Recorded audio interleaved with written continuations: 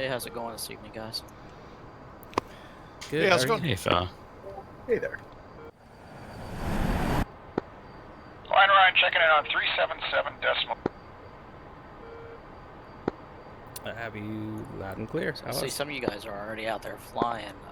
Is Osup going back? Looks like he's landing back in Ellis. Is he not gonna participate Roll tonight? your secondary radio to 249.8. Preparation to check in with me. We just finished a class with Stahl, teaching him some of the beginning air-to-air Thread 2 stuff, so he should be in the Alamo corridor ready to check in with. Okay, copy. All right, so is we'll that just go switching through a second to quick 249.8? admin brief here. Affirm. Hawaiian, so it looks like you're flying as well, right? So you're about in the middle of the corridor. I'm putting myself into Lot ATC standby. Alright, dialed in. Alright, so as Hawaiians do that, we'll just go through a quick admin brief here. So kind of similar to what we did a couple of days ago, so we'll just go ahead and run AIC common on frequency 249.8. You'll use attack frequency of 257.2. But probably, Hawaiian, are you playing tonight or are you more following along as an instructor? I'm following as an instructor. Alright, so not much sense for a 257.2 for the TAC frequency, because I'm assuming Ancallen, both you and Star are going to be in the F-14, is that correct? Yep, that's the plan. Okay, copy, no worries. So then we won't need attack tonight, but we will use exercise SRS and we'll use 249.8 for the AIC common frequency. Primary controller tonight will be Sensei there as we work through some of this stuff. So we'll start off easy with a couple of maybe a single group presentations, and then we'll get soon into some of the two group presentations to make it a little bit more dynamic for you. Remember, same thing with the airspace altitude restrictions up to about 30,000 feet. So anything above 30,000 feet, you're going to bust the airspace restrictions. So definitely do not do that. Be aware of your situational awareness. Also be aware of the Groom Lake standoff. The standoff from Groom Lake that's out there. Bullseye is going to essentially correlate to your Groom Lake. So in the 18, it's going to be waypoint 1. So in the Tom, it should be waypoint 1 also for the Tomcats as well.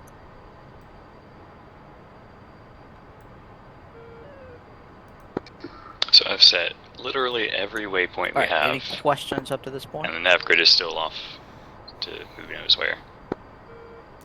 I think we're okay, at least from my end. I don't know if Ancallen has anything. No, all good. Alright, if there are no questions, so then we can go ahead and start. Looks like since you guys are already airborne, Sensei, are you up and ready to go?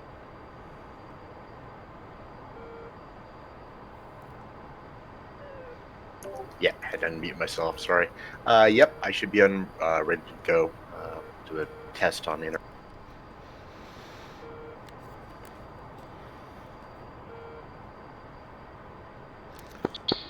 Yeah, no idea what's going on with that nav grid. Stall, you up on 249.8. Yes, up 249.8. Let's pick up the interflight on 130.1. Standby. We're gonna have to say again 130.1. 130.1. Alright, I'll dial that one in, and you do 249. And I'm at your 8 o'clock high coming in 4 nautical miles. Tally. Radio check 1301. Have you loud and clear? How many? Loud and clear.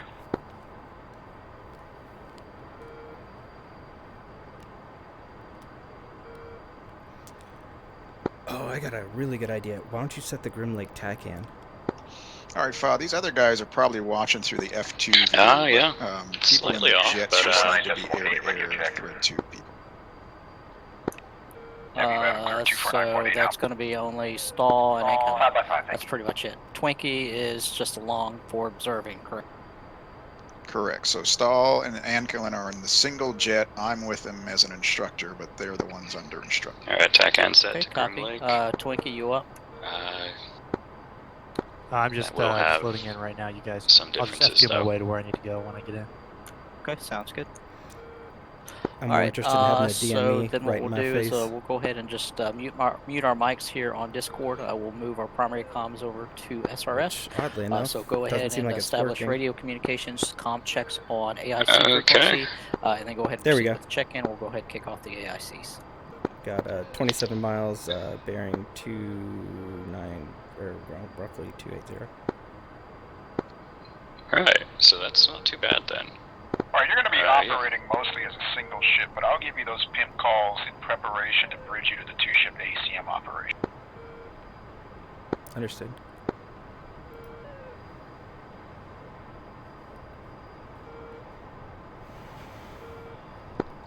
Did he call them pimp calls? Magic Hawaiian Ryan, make sure you're tuned to 130.1 if you want to hear the interflight between the two of them.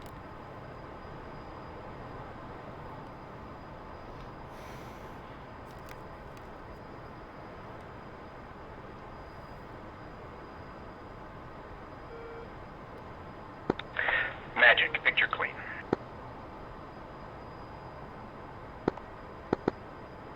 I assume that means he copied me. I don't know. We'll deal with it if we...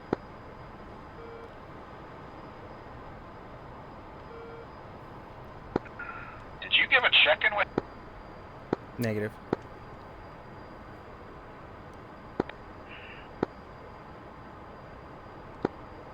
Magic Hawaiian Ryan, you ready to start? Hawaiian Magic firm. Alright, now let's give him a proper check. Copy, stand by for... Alright, so... Are you wanting to do that? Nope. But I can if you need me to right now. Alright. What is our call sign? Gypsy 1-1.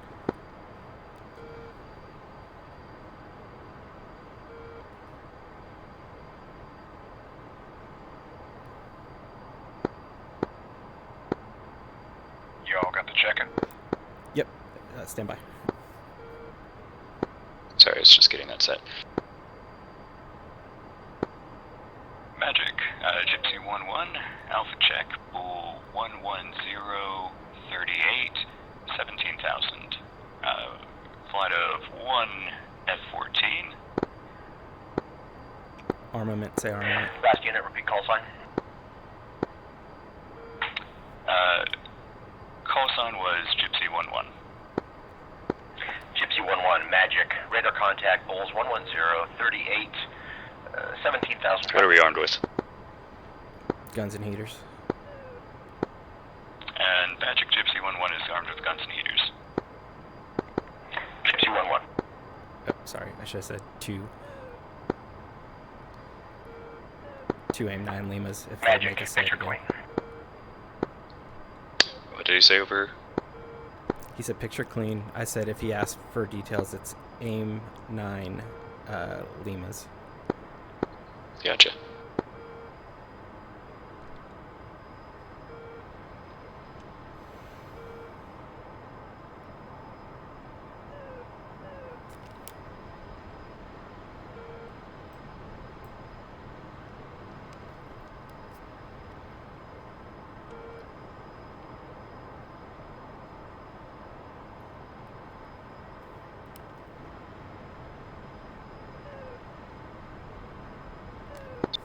Yeah, I'll have to get on here and play around with the nav grid at some point, see if I can't figure out what's going on.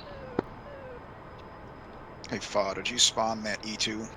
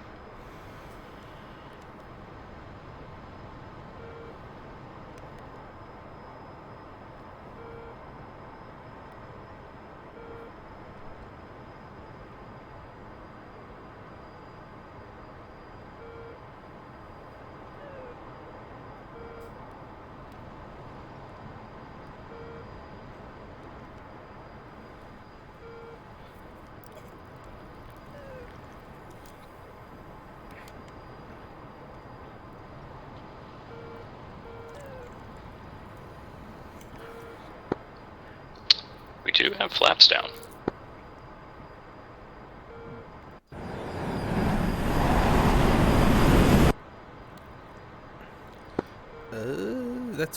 They look up to me on F2. Oh, yeah. Yeah, so our left wing has flaps down. Magic, single group, bullseye, 002, 67, 21,000, track south, bogey. Alright, so that's hot. We can commit. Magic, Gypsy 1 commit. Gypsy 1, single group, bullseye, 002, 67, 21,000, hot, bogey.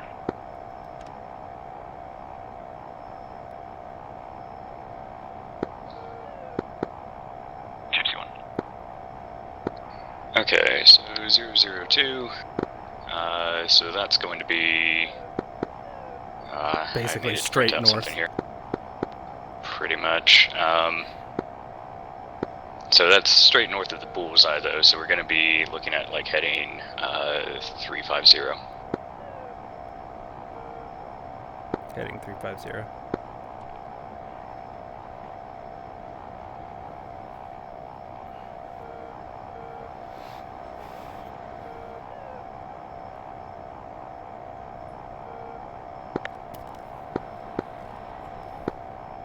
Fah, Hawaiian Ryan, can you bring up the Hawkeye aircraft through the F-10 menu? Yep, stand up.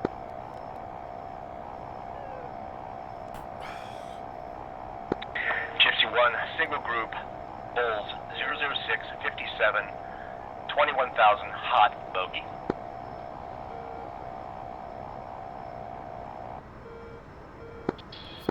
Gypsy 1.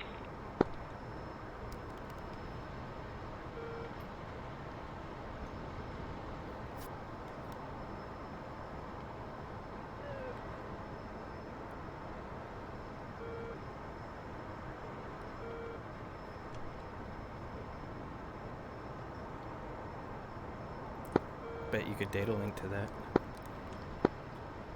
Oh.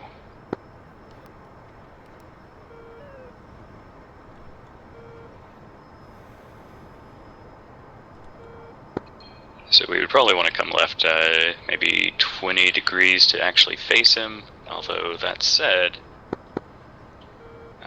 there is something to be said about staying far away from Groom Lake.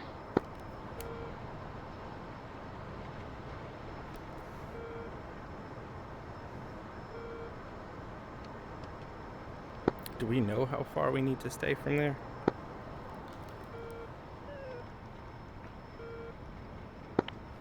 And when you guys do AIC classes in the future, make sure that missile trainer is on if you don't want to get shot down by the adversary.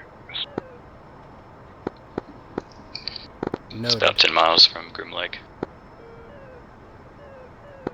Is where the airspace ends, at least. Okay. Hey, there you go, data link.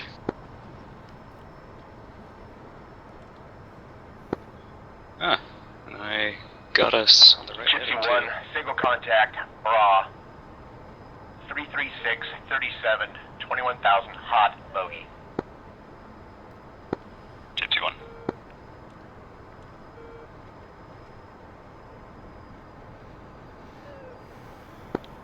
Alright, in preparation for this, certainly before 40 nautical miles out, we'll be in a combat spread about 1 nautical mile, so that's what I'm doing at Euro 3. Understood.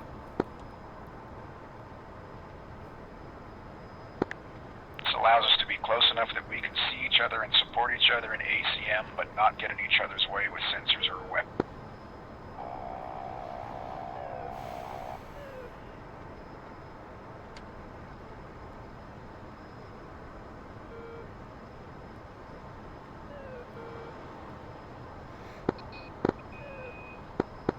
Magic Gypsy 1, say status single group. Gypsy 1, single group, bra, 332, 17, 21,000, hot, bogey. Gypsy 1. Alright, so he's about 3,000 below us.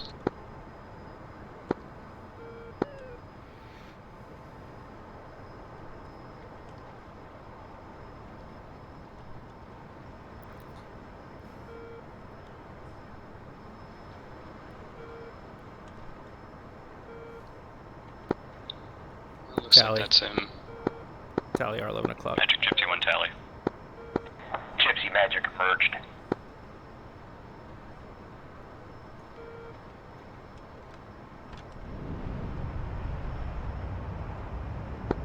Alright, we're at about 550.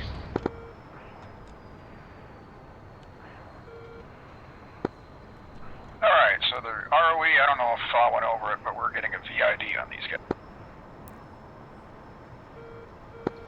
Whoa, just had a Understood. big lag spike there. Yeah, I think everyone 500. did. That was me too.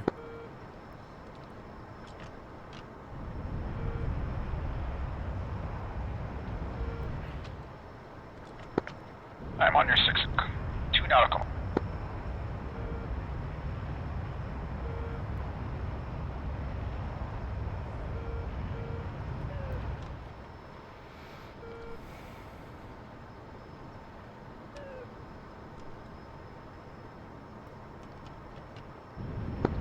Alright, got him on TCS. It's like an F-15.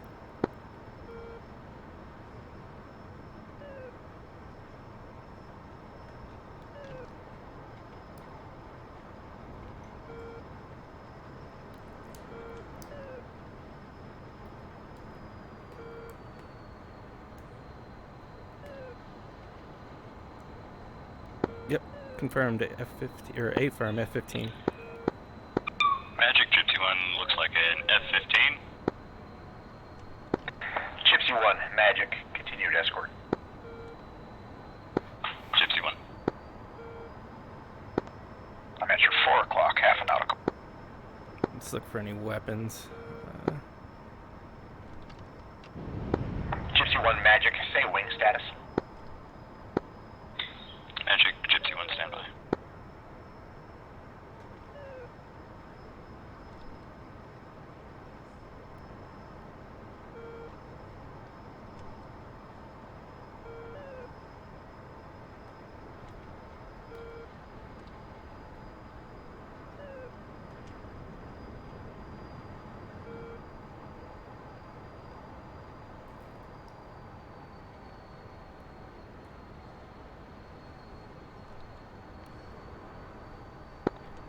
Call that turn.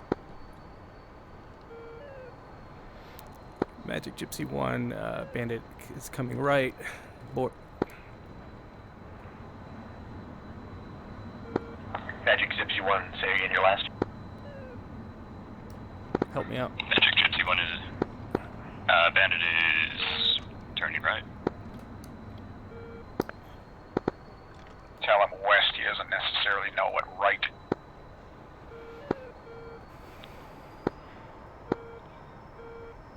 Magic Gypsy 1, contact is flowing west.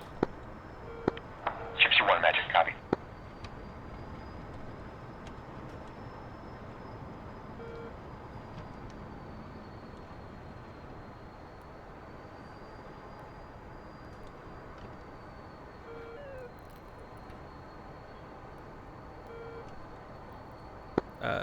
Magic Gypsy 1, contact is approximately 20 miles from Grim Lake, be advised. Magic, copy.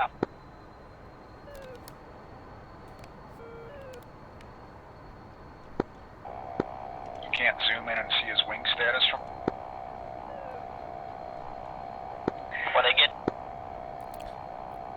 We're trying to get it with the TCS. I don't use the visual zone. Probably should. Gypsy 1 Magic, continued escort. Use your eyeballs that close.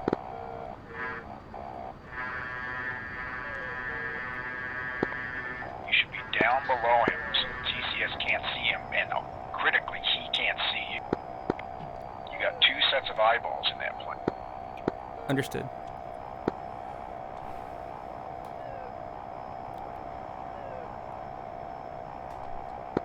Oh, I'm struggling bad with those lag Magic, spikes. discontinue, escort, reset your cap. Gypsy 1, resetting cap.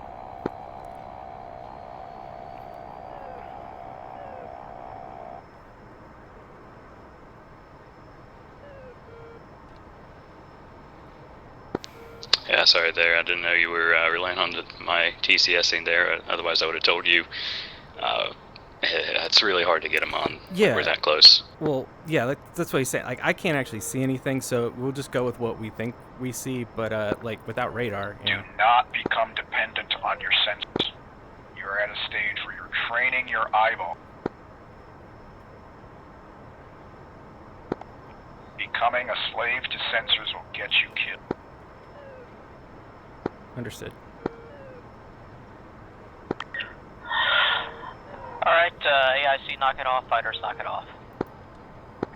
Magic, knock it off. Gypsy, knock it off. Alright, as you guys are resetting cap, so let's go ahead and run through a quick debrief. So I will kick the debrief off. So the first question, as you start to get into these AIC evolutions, so I will ask Stahl and Ancallen, what was the initial picture call to you? I believe it was bogey bra 003467. 67, I think. What was the altitude and what was the aspect? Altitude was 21,000. Aspect was hot. Okay. The initial picture call. So actually, I'll back up. Sensei. So do you know what your initial picture call was to Gypsy Flight? I recorded single group bullseye 001 75 21,000 track south bogey. Okay. Yep.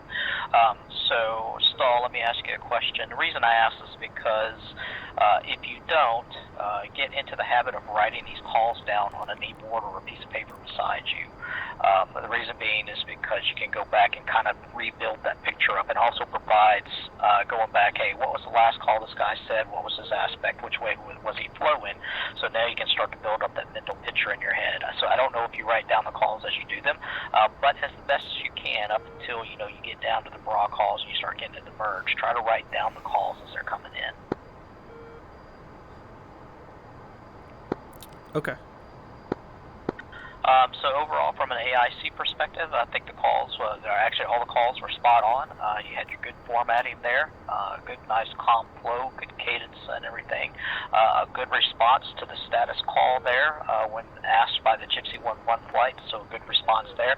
So if you're asked by a status call, that's a full anchor of where the guy is at. You transition to a bra at about 37 nautical miles, so that was a good transition point. So from an AIC perspective, everything went really well. Now for the evolution on that one, kind of in my mind, training evolution on that one was just a simple, benign, straight level flight.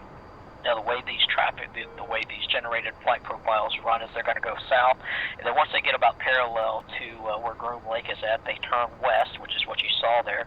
They turn west and they head directly into the Groom Lake box there, and they go and commence their landings there. So kind of what I wanted to test was just kind of let's start off nice, slow, but also I wanted to see if there was airspace and air restriction recognition there, and there was, because as Sensei, as AIC, is talking to me on a back channel through the intercom frequency. He's asking me about the airspace, and I was like, okay, let's wait for it. Let's see if Gypsy 11 recognizes it. Immediately you came out and said, hey, Magic, just be aware we're approaching the airspace restrictions. So outstanding essay there for the Gypsy 11 flight to the overall airspace restrictions, and 15 Magic to make sure that he's watching out for those things. So I heard some of the chatter on the TAC frequency there, so I know Hawaiian will brief some of those things here in a moment. Yeah, nicely so done. Say over to you. Looking for any debrief items from you, then we'll turn it over to Gypsy, and then Hawaiian will finish it out. Copy. I didn't have any issues. He identified it as north of him. He seemed to turn onto it right away. As a note from lessons learned of last evolution a few days ago was I got on early and rechanged all my radio staff, so I'm no longer changing from magnetic to true. So I think that was a good job by Gypsy 11 doing that intercept and flowing right to the target. Okay, copy. Gypsy 11. Yeah, to kind of build on everything, inside the cockpit, our crew coordination was really good. Once we got the initial call, we were able to kind of ascertain the where it was, start putting our nose on it, and then also we recognized the danger of the airspace violation early just from the initial heading. So that was kind of on our figurative radar. Then where we sort of ran into some issue was once we made the initial identification of the type, we were having trouble figuring out wing status or any additional information. And if you were listening on the TAC Freak, Hawaiian kind of touched on that. So there was definitely a lesson learned.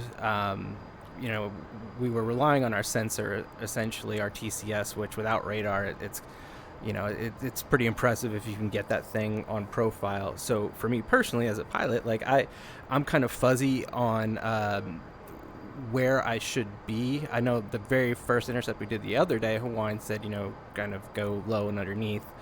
And I probably should have done a better job of doing that. But yeah, we weren't able to get any additional information. So that was definitely on us. But otherwise, yeah, we were also sort of acknowledging the the evolution of our budding AIC skills in SA and keeping up with Grim Lake. So that's it from my perspective. Good copy, Hawaiian. Ooh, Yeah, sorry. what everyone said. So the evolution was good. Good initial awareness on where it is. Good turning to it, calling the commit, closing in, getting appropriate lateral separation for the turn and all that. Then, as they mentioned, I kind of piped up on the radio. They were monkeying around with the TCS camera way too. We were sitting there trying to get a wing state on what this guy was for over 3 minutes, and it's like just zoom in with your eyeballs if you're that close. So that camera is supposed to be radar cued for the most part, so it gives you, it allows you to cheat and get a look ahead when the contact is 12 or 10 nautical miles away. But when that guy is less than 1 nautical mile away, just use your eyeballs. Don't monkey with the equipment. You don't have time for it. It's just going to hose you up, and that assumes that your equipment's going to work. If it doesn't work for whatever reason, you didn't work on the eyeball skills, what are you going to do? You're within arm's reach, and you're monkeying around. That guy can turn around and swat you from the sky.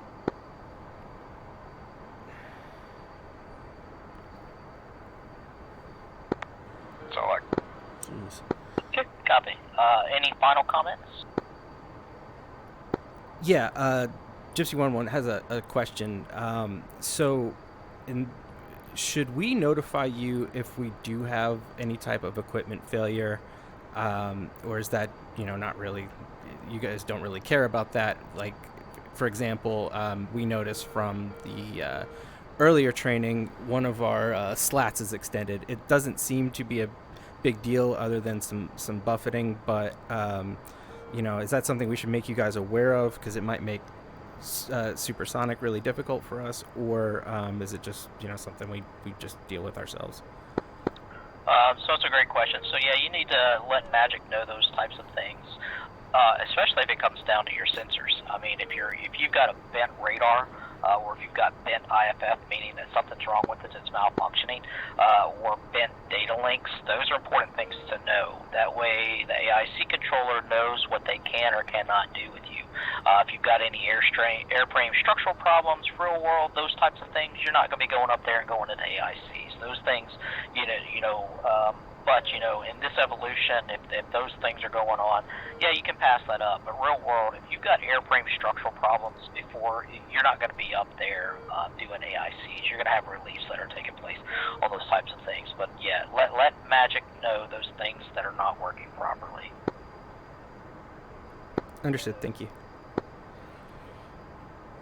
All right. Any final questions? All right, we'll go ahead and kick it off with another evolution. So, Sensei, you got the radio as Magic. Copy.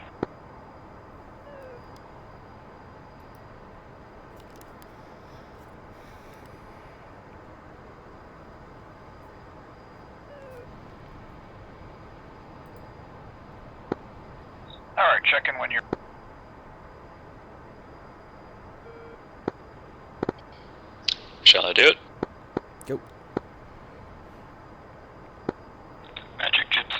1, checking in. 09729 18,000. Request picture. Gypsy 1-1, radar contact. Picture's clean.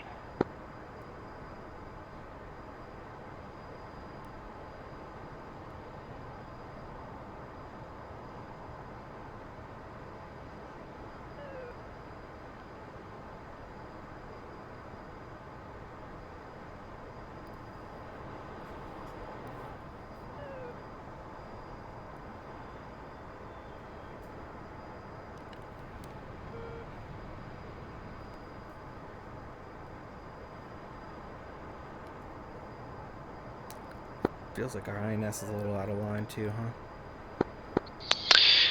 Yeah, it will be a little. We've been at it for a while.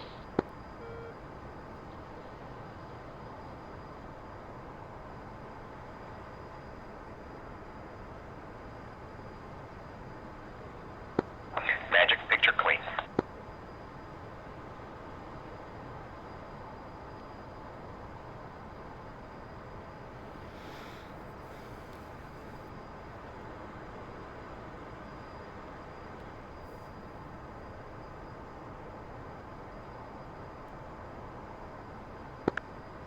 It's easy when the picture's clean. You said it.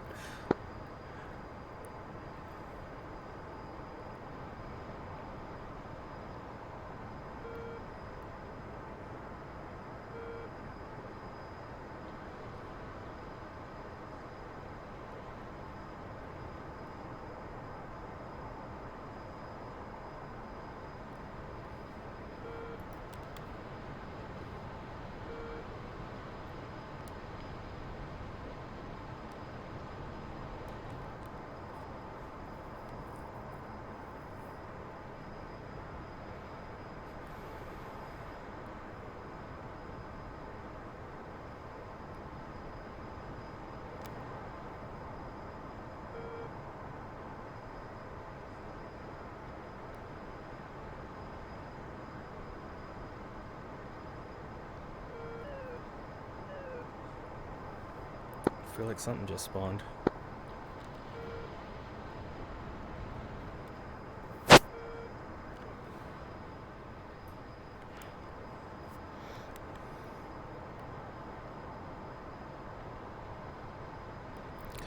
Speaking of, I think our actual heading is about 347.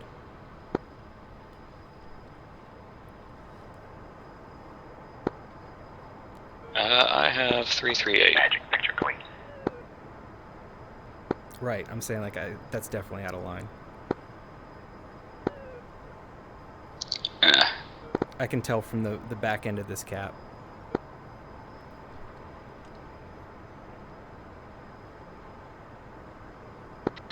Yeah, it'll definitely be a little wonky. Just burning holes in the sky. Yeah, and we noticed our heading is off by maybe 10 or so degrees, so just be advised if we we'll try to remember, but if we make any calls based on that, it's likely to be wrong. Magic, single group, bullseye, 32459, 9,000, track south, bogey. Gypsy.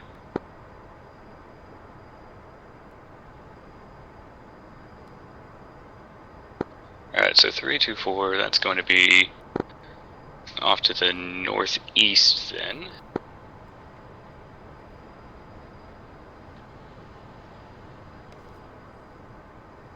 Northwest, right? Yeah. My other east. Okay, so in that case, I'd say keep going on this turn. Roll out on... Oh, We should I'll expedite the turn while you figure that out.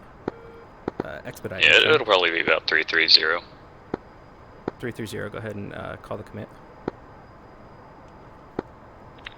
Magic, Gypsy 1, commit. Gypsy 1, 1, Magic. Gypsy 1, single group, Bulls 33254, 9000, track south, hostile. Hey, That is it's hostile. hostile. Correction. Magic Gypsy 1, say aspect, single group. Gypsy 1, Magic. Correction. Target is bogey. Target bogey, Gypsy 1. Ruined our fun. He's gonna try a head-on heater.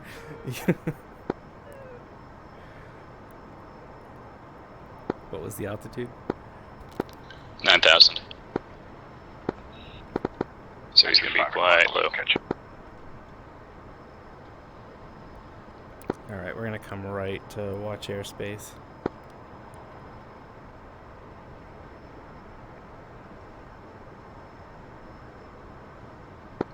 Yeah, good call.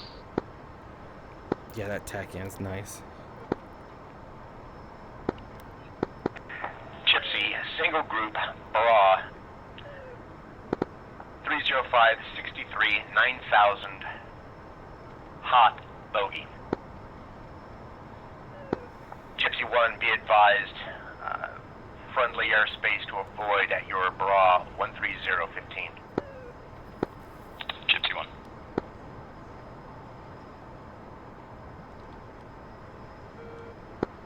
Alright, so I'm kind of thinking that we just kind of flow north here. We're avoiding airspace at 130.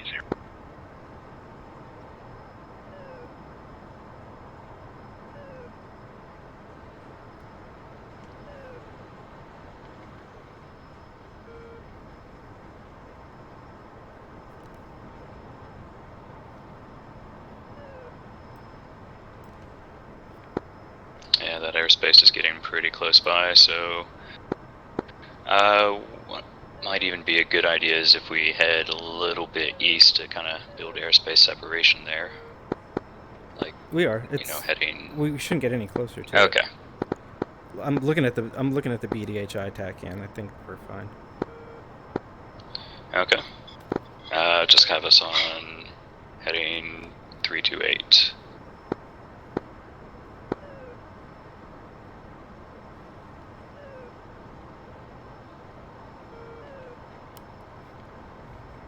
Yeah, it's behind us now. Get the status so we can get back on track. We're going to request status and then get back on track. Single group. Gypsy 1, Magic, single group, Bra 28636, 9000, flank south, bogey. Gypsy 1.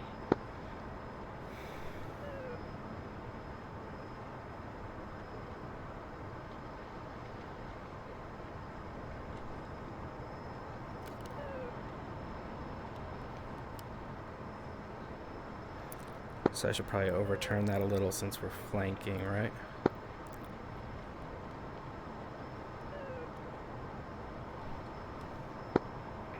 Yeah, that's what I would do. So he's going to be getting pretty close to us now. So if he was going south 286, I would say flow heading 260. We are going right around the airspace, so I'm trying to be careful. Yeah, that's the tricky thing.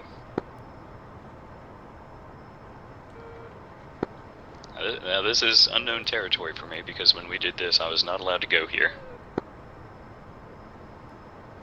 as we were using a particular subset of the range.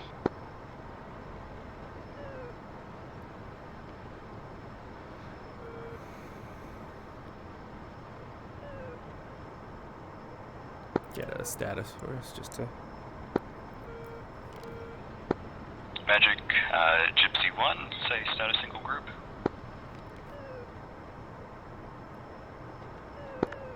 Commander 3 o'clock, 1 nautical mile speed. Gypsy 1, Magic, single group, Bra 24113, 9000, flank south, bogey. We're getting awful close to Grim Lake. So in that instance, do we request clearance, or just because I mean they're seeing the same thing we are, right? Yeah, you don't have eyeballs on them, so you have lack of SA.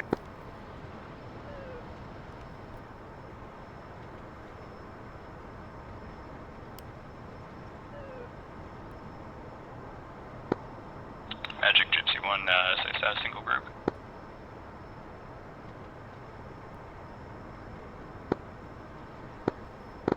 Oh, you see him down there? Magic Bra 2017 9000 cold bogey. Gypsy 1's tally. Gypsy 1. Uh,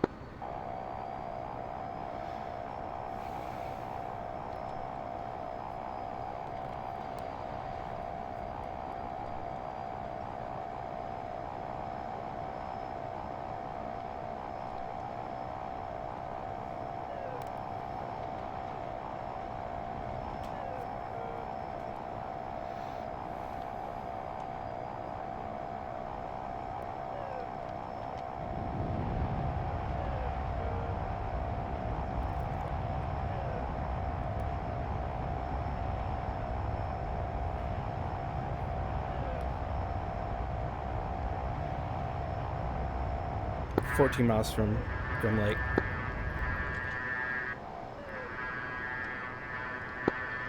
Alright, I've got them on...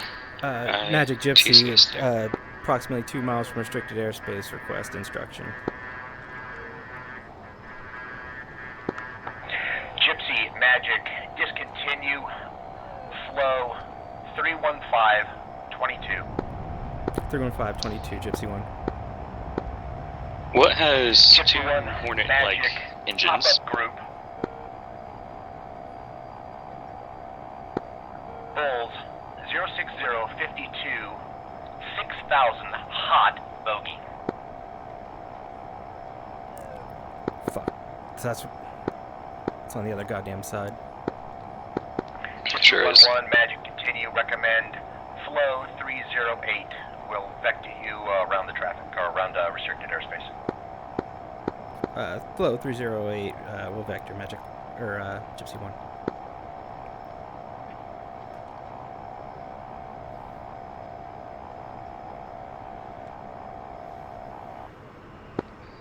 So it has like a, two centerline engines, single fin, or like single horizontal, vertical stabilating. What were we following? Is that what you're asking me? Yeah, I think it was a Frogfoot. that makes sense. Just load it up like one.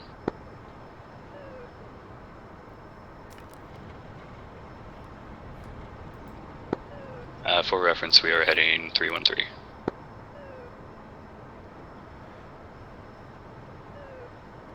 Okay, so maybe it's just my up front display here.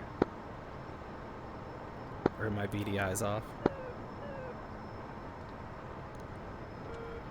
So I guess you get to do heading calls too.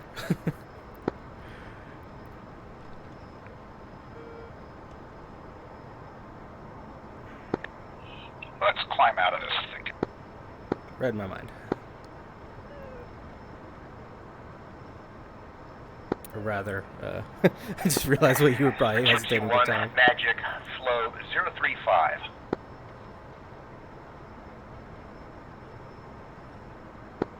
Gypsy 1.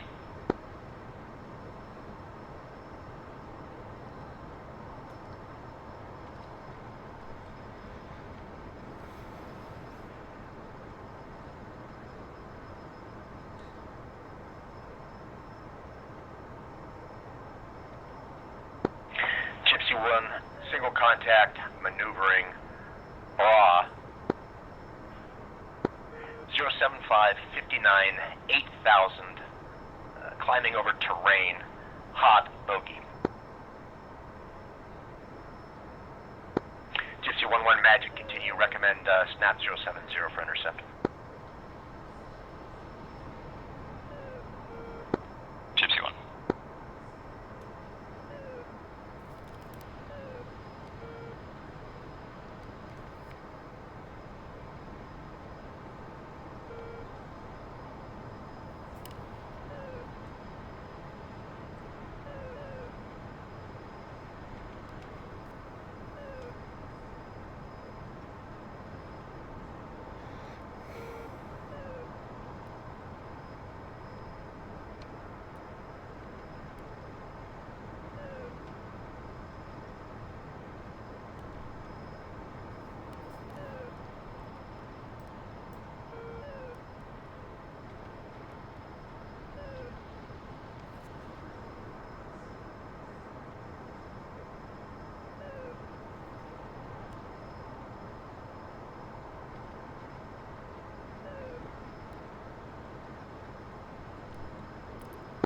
What's the altitude of that guy?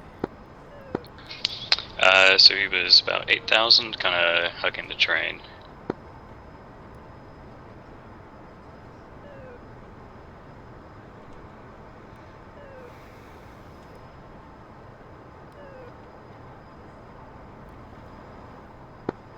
Gypsy 1, Magic, single group, bra, 08035, 8,000, hot bogey.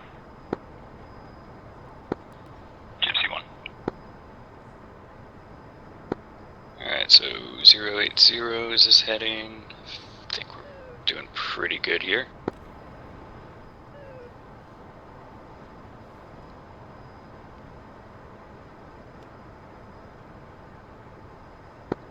And I've got a cat in the cockpit. Hopefully he settles down. Combat spread at your 3. Have you in sight.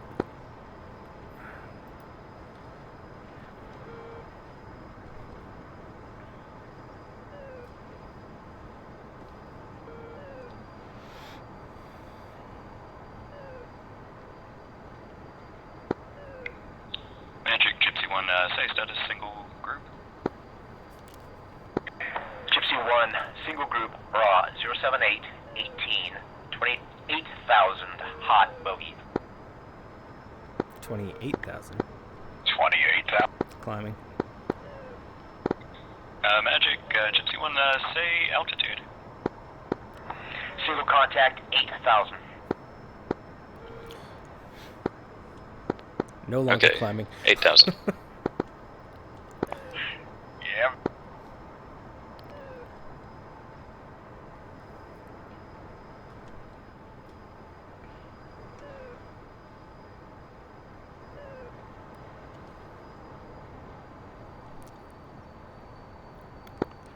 Alright, home slot. Tally. He's probably in the mountains somewhere. He's coming down my left side right now, turning in, turning left. Gypsy 1, merged. Magic, Gypsy 1, Sally. Magic. Oh, that is some kind of passenger liner, isn't it? Looks like calm air traffic. Magic, Gypsy 1, looks like calm air traffic flying low. Gypsy 1, can you confirm that is calm air? Get a wing state and type.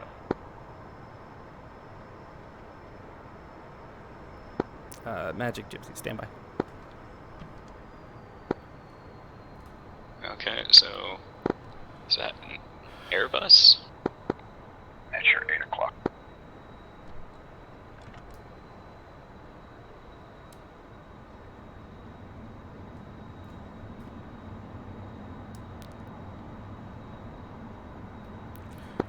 Magic Gypsy appears to be an Airbus, type unknown, flying awfully low in the mountains, but doesn't appear to be reacting to our presence.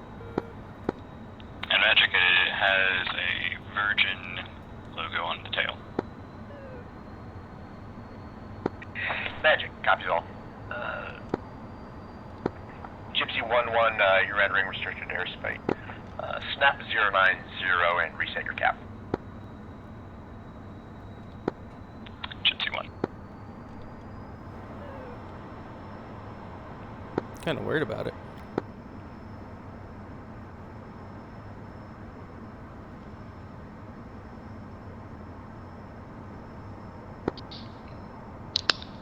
Yeah, it's hell of a passenger flight. Did the lights look like they were 99, blinking like a knock it off. motherfucker? Reset cap. Yep. Gypsy 1, knock it off. Oh, looks like a Tunguska's killing us right now.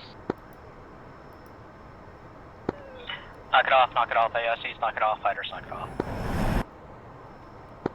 Magic, knock it off.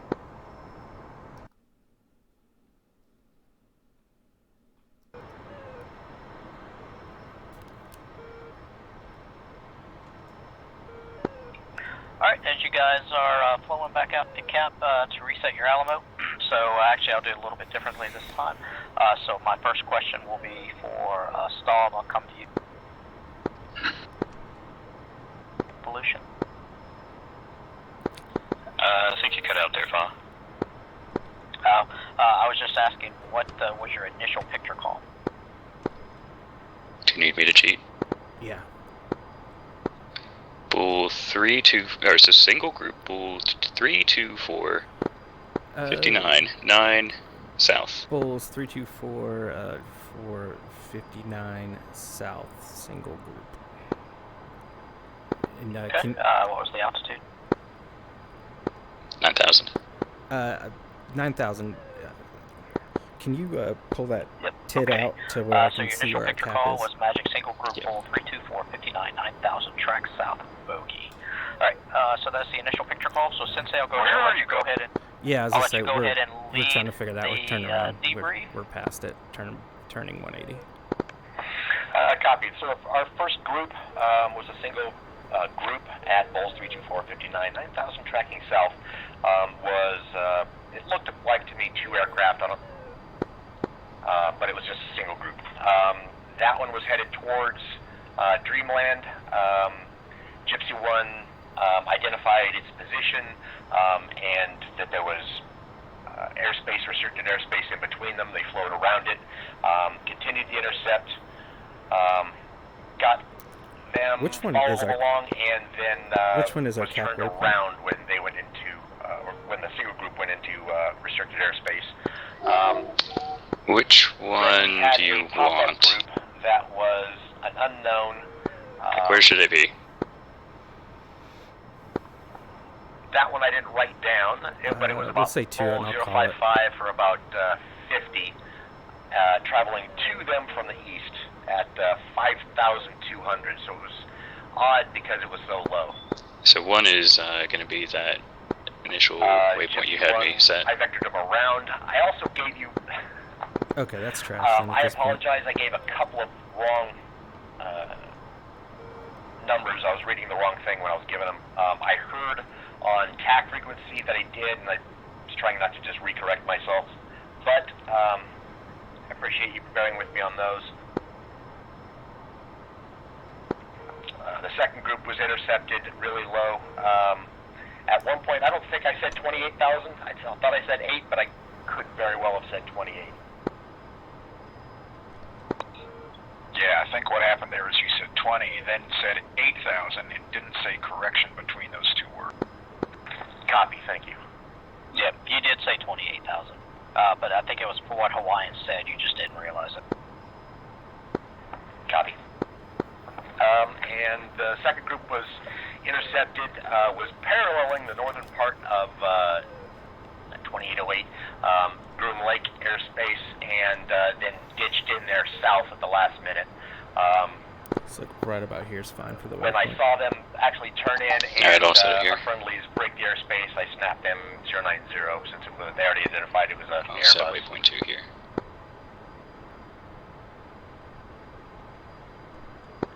And that's all I have. Okay, copy. Gypsy 1-1. Okay, so I'll go first and then let Ancallen go. So the first one, it was very much I guess business as usual. We again using the or at least for me, I'll say the building situational awareness and the mental picture to kind of know, okay, we're gonna have to skirt around Dreamland basically.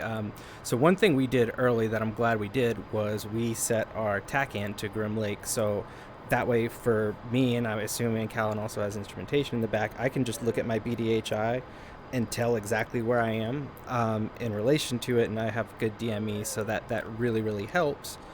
Once we were able to kind of get close enough to Ancallen and I were kind of doing a loose identification. I think we landed on we guessed that they were frogfoots, but I don't think we actually got close enough to confirm before we were vectored out. And then when we got the next call, we realized, okay, this is on the other side. And yeah, from there we were able to drop in. The confusion that we already identified happened, but luckily we were able to quickly correct that between just sort of the TAC frequency, and then actually we got visual on it pretty quickly after that. Did identify it. The only thing that I saw that I probably should have called out was it looked like they had their lights, their external lights were like all flashing. I wasn't sure if that was intentional or if there was a graphical glitch in the game, but I definitely did notice it, but we didn't say it. And just to tell on myself, at that particular point, I actually was not paying attention to how close to restricted airspace that we were getting, so I was grateful for the call. Okay, Ancallen?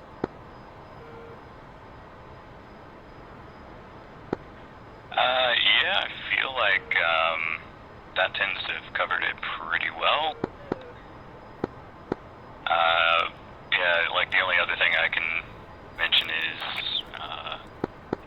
the DCS did kind of do an auto acquisition there as we were pulling off, and it did look like they might have been frogfoots loaded up, but then yeah, we moved away from that one.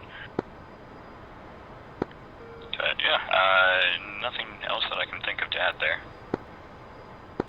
Okay, alright, so some good debrief items there. So I'll highlight some things here as I was jotting down some of the comms that were going on. So,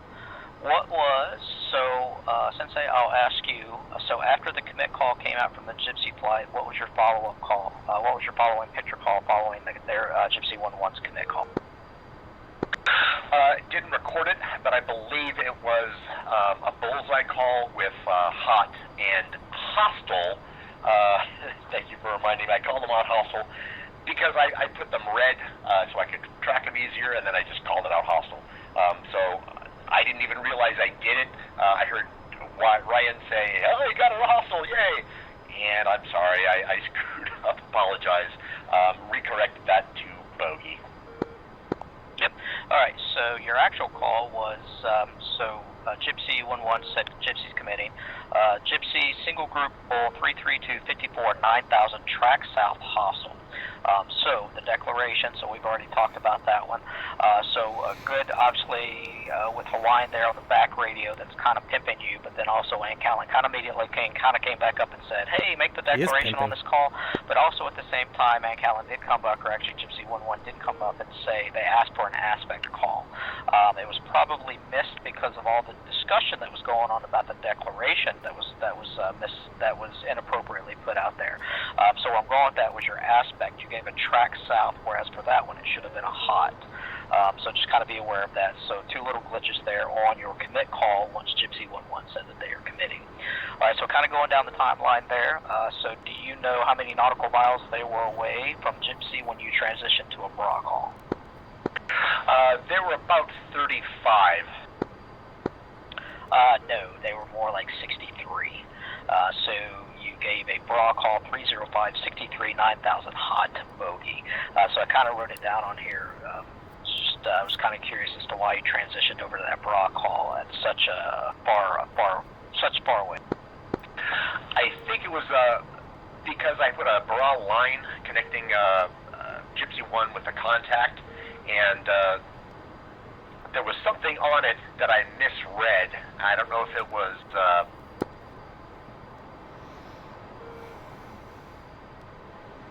Okay, that's fine. Just realize that you transitioned over to the bra format a little. I don't want to say late, a little early in the timeline, 63 nautical miles away.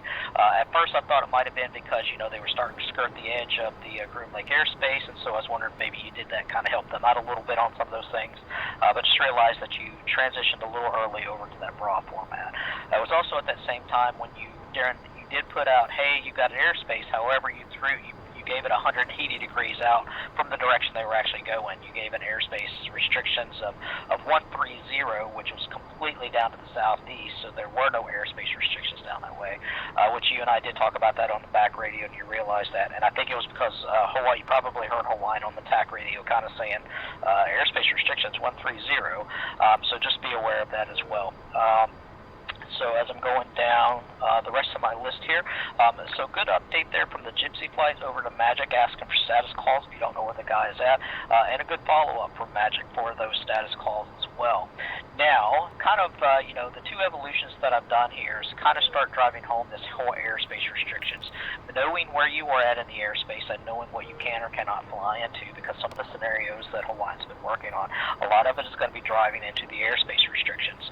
So that's why these two evolutions have kind of focused on some of those things. So overall, for the most part, great essay for the Gypsy flight and also for the Magic, because Magic's been asking myself on the intercom, the back frequency, hey, they're getting close to this airspace, so good overall essay there. However, though, as Gypsy 11 did highlight there, you did lose the bubble there on the very end of it as you're trying to get a better identification on the comm areas he's going into that restricted airspace. It's going to happen, especially you get down that close, but as best you can, just try to stay on top of it, because some of the scenarios and that are being set up, some of those will kick off a major conflict between two nations, so just be aware of those types of things. So that was the purpose of that second group, that comm air. So I also kind of wanted to throw it out there to kind of test Sensei from an AIC perspective. All right, so on the lot ATC, it's labeled up as a comm air, and trust me, it's very easily to kind of gloss over. I've done it many times inside the aircraft. Oh, that guy's a comm air, that's a guy comm air, and then something kind of sneaks in with it, and then you get another track out of there. It's like, what's going on there? So I did throw that in there, is this comm air that, he's flying along the outside of the airspace, but now he's now back inside the airspace. He's descended down from 30,000 feet down to 6,000 feet.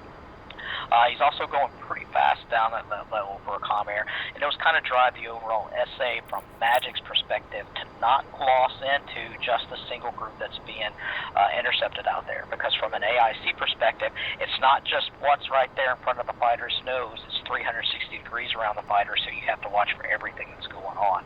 Trust me, it's very easy to focus and narrow down onto that one intercept. That's why in the back of the Hawkeye, we would have a crew of 3. Your AIC controller would focus down between the fighters and the intercept. However, your two other guys remain it's a little bit more towards the controller side. 360-degree view for anything else that's taking place. So just be aware of that. Now, for that second group, so I'll ask both the controllers and for the fighters there, what was the group name of that second group that was put out on the radio? Dude, I didn't hear shit about a second group. So that'd be the pop-up group. Okay. What other group names did we get to? Oh, yeah, okay. I'm useless right now. I have no idea. This is Sensei. I call them single group also. Yep. So we started out with a pop-up group, which was probably a good call to make, because at that point they're in the middle of an intercept, so absolutely call it a pop-up group.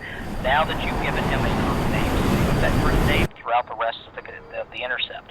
He actually went through 3 group namings there. He was called a pop-up group, then he was called like a second group, and then ultimately it came down, he was a single group. So just the way that one factor group that's coming in, we went through 3 different name changes for that guy, so just be aware of that.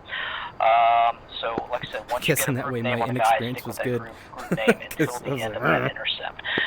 Now for Magic, so if you go back, so once you broke off the intercept on that first group on the west side of Groom Lake, I believe you came out, and because you had said something on the back radio and said, hey, why are these guys blowing kind of the wrong direction? If I remember correctly, I think you gave a flow call of 315 after they broke off that intercept for the airspace restrictions, which is a good call to give them a flow direction for the airspace, but I think you gave them a flow of 315, and you kind of followed up and said, hey, I'll give you vectors around the airspace. So at that point, the fighters are like, okay, I'm flying 315, and they're just waiting on you to give them an update of where to go. So that's why they flew that direction for so long, is because they're waiting for you to give an update to get them around that airspace. Copy that. Also, you may have to help me change this. On my display for my bra line or measure line, it's got bra above and the direct below. And it was the bra that I was giving them, because that was the one on top, even though it was supposed to be the direction. So I need to take that off so it only shows one thing. Okay, all right, gotcha. Yeah, it's very easy to kind of just parrot exactly what you're seeing on your screen there. But good thing that you were able to determine where that call came from. All right, so another call that you had made, and this gets into extraneous comms. So when you were given a call to that comm air traffic, and I believe it was the second call that you had made, you said second group 07559 8000 climbing over terrain, hot bogey. So you didn't need to put the climbing over terrain in there because now if you kind of fast forward to, well, you just said 28,000 climbing over terrain. It's just extraneous comms in there that can start to induce confusion. See, I thought he said 8,000. Climbing over terrain into that comms. Copy.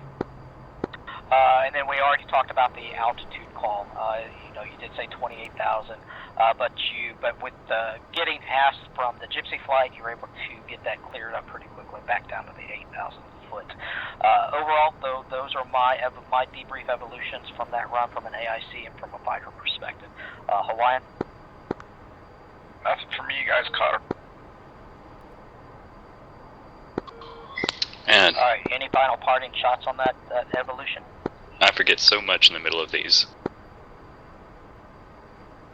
Yeah, quick question, and while you were going over it, I was kind of like, huh, but then also, I guess my personal, not necessarily Ancallen's, but my inexperience actually worked out for the best because, like you said, he was calling the same group 3 different things, and I guess I tended, at least in the heat of the moment, to kind of disregard the words I don't know. I mean, like, I know what group means, and I know I need to intercept them, but when he was going single group or pop-up group, I mean, I can kind of use context clues to understand pop-up group, and now that you said that, I do want to ask, is there any significance to the term other than to just disambiguate between other groups that might be in play?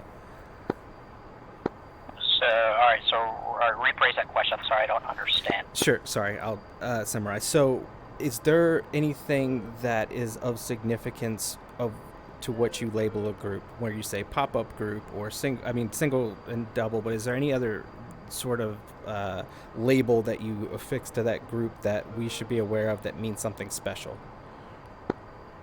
Okay, so pop-up group, and I think in that instance that would have been a good use of a pop-up group because just think of where you're at in that evolution. You were right in the middle, you were almost about to go into a merge,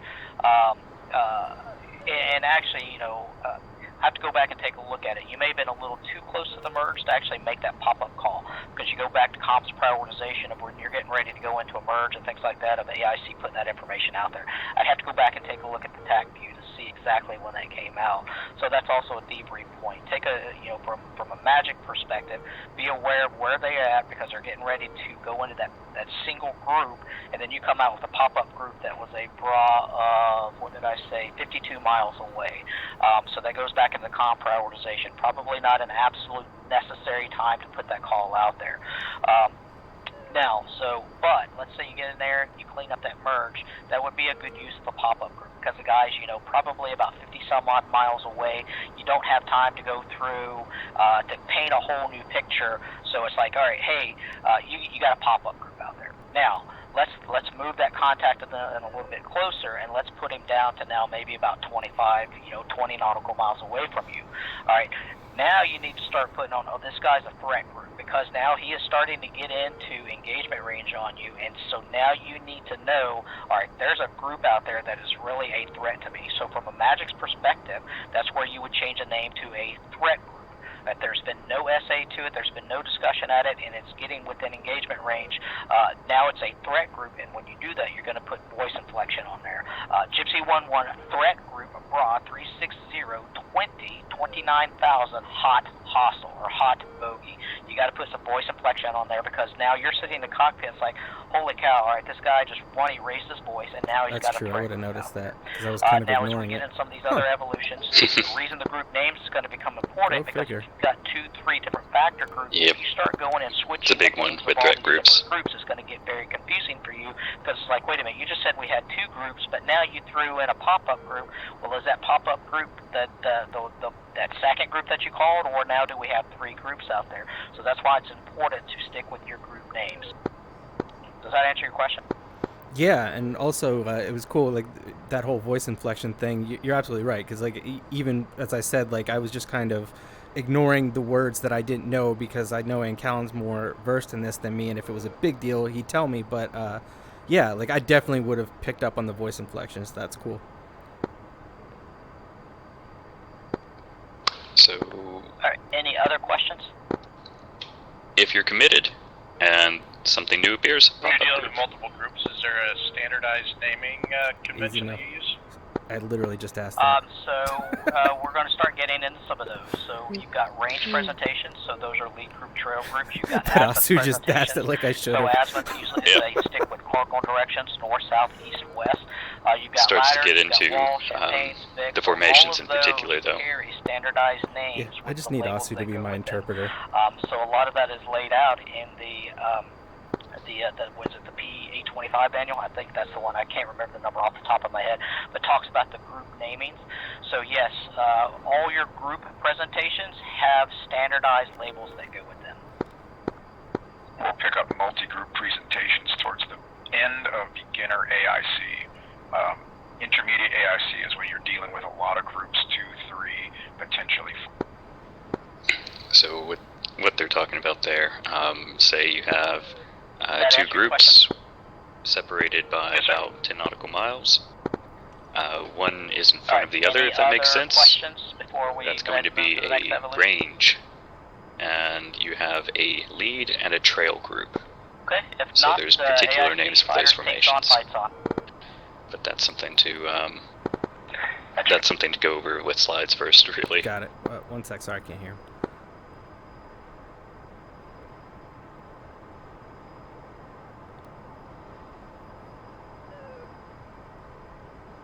Did he say tapes on fights on like we were about to?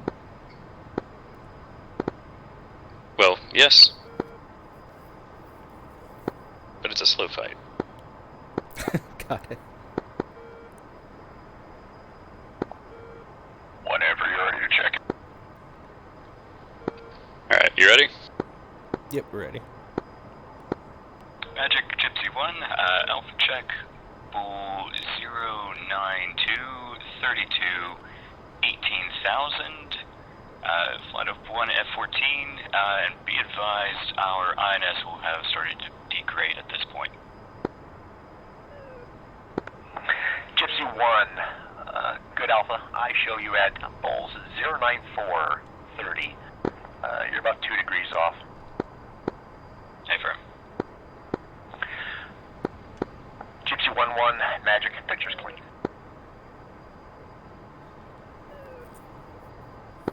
It's good to know that our INS hasn't Be really advised, I've bumped cut up too off bad. my Confirm your smoke's off. Oh, yep, got it. Thanks.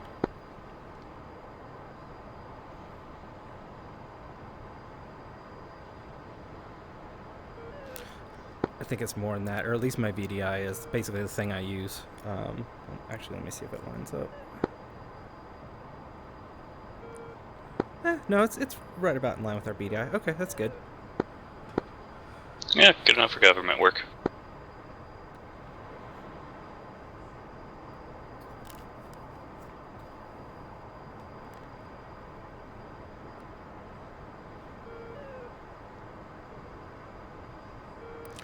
Should what is that bubble around Grim Lake? Because I know you said 10 miles, but like I think those missiles pelted us at 15, so I guess it would be good to know. Oh, yeah, so the missiles jump out at you beyond the airspace from memory. Okay. Gypsy 1, Magic, Threat Group, Bra, 05026, 29,000, hot, bogey. Gypsy 1 commit. I don't know if you commit onto that group. So that's 050.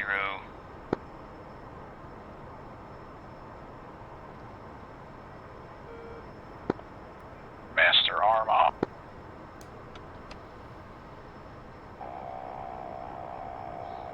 Climbing. I believe I see it off there in the cons on my 11 o'clock.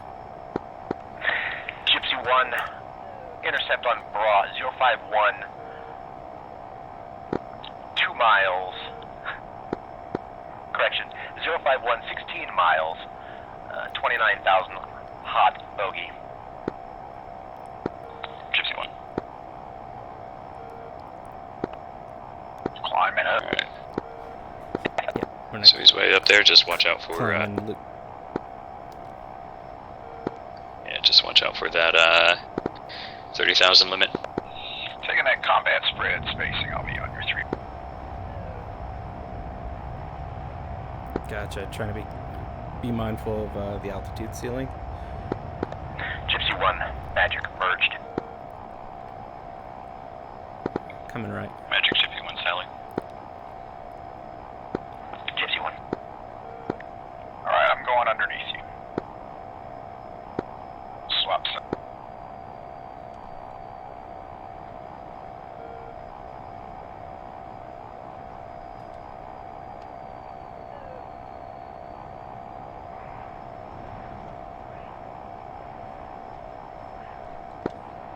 Alright, what do we got?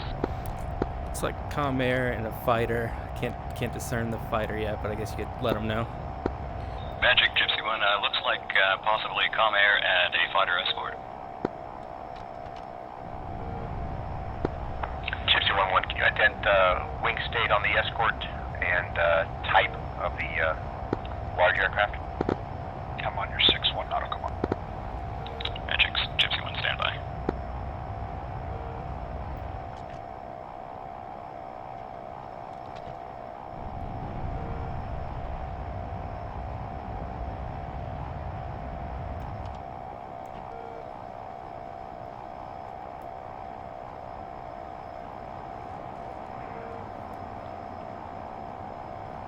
F-15, can't see wing state. Fighter, or might not be comm air, might be a 130.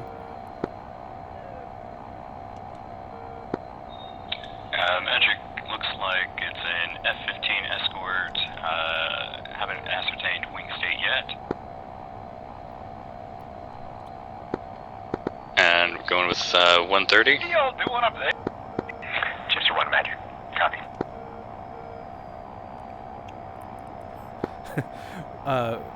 Kind of got ahead, and I did not want to get in front of him, so I went high.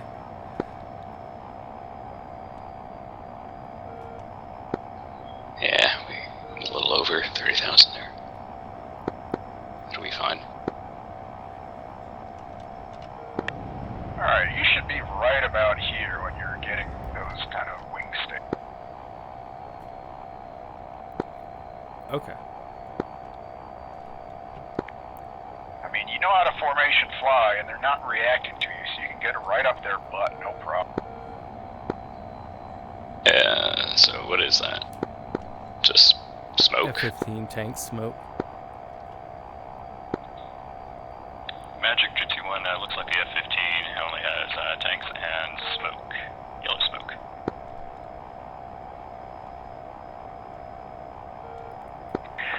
Gypsy 1, Magic, can you confirm that's comm air they're escorting? Standby. Yeah, so comm air? Like, can you see what that actually is?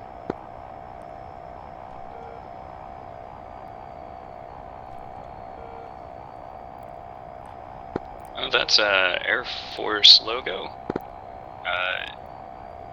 Looks like it does have Air Force logo, tiger print on it. It's a KC-130, 5 MPRS, I think, or Gypsy, Magic, copy. 130 MPRS. Gypsy 1, no, sorry, go ahead just- and break off, reset your cap. Looks like you're at the southern area of your cap right now. Making me look bad. I'll own it in the debrief. Nah, we're fine. That is not a multi-point refueling system. No, that was my fault. He was listening to me. I messed that up. Gypsy 1, Magic, did you copy my last? Magic Gypsy 1, yes, did copy. Breaking off. Sorry, my repeater's dark. Magic. Is that normal, or do you know? Yes, normal. Magic, picture's clean. There you go.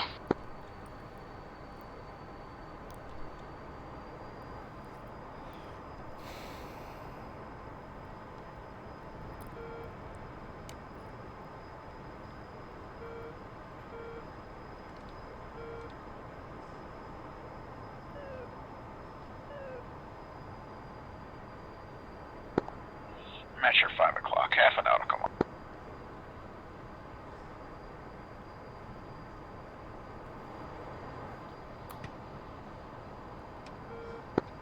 Guess really I should have just corrected it when you said it probably wasn't.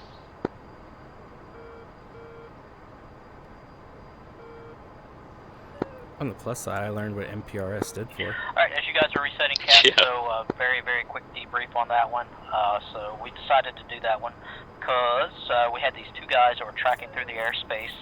They're not showing up on DCS, but then we got them on lot ATC. So we just decided, alright, we talked about the threat group, kind of the voice inflection and things like that, so that's why we decided to run that evolution.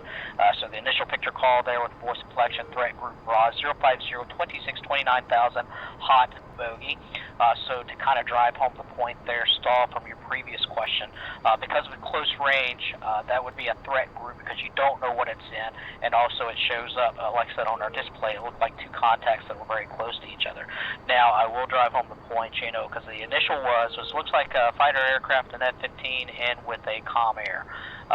So it's kind of important to know the distinction between a comm air and the tanker, which sounded like you eventually identified, because if it's a comm air, it's very easy for an adversary to tuck in up underneath a comm air and kind of ride formation with them and potentially lose SA to those guys. So if it's a comm air, you know, kind of need to know that, one, why are they being escorted, but two, maybe you got an adversary that's trying to sneak in up under there and kind of ride the coattails of a comm air traffic. So that was also kind of an evolution to make sure you get the right ID out there as quickly as possible. Understood. Thank you. Yep. Sensei, you got anything? Negative. I just wanted to make sure that it was correct for me to do the first call as a hot bogey rather than a track west bogey, just to get that inflection that it was the pop-up group had a threat to it. Yep, absolutely. So that's a great question. There are times when you completely bypass that whole picture call, bulls, track south, track.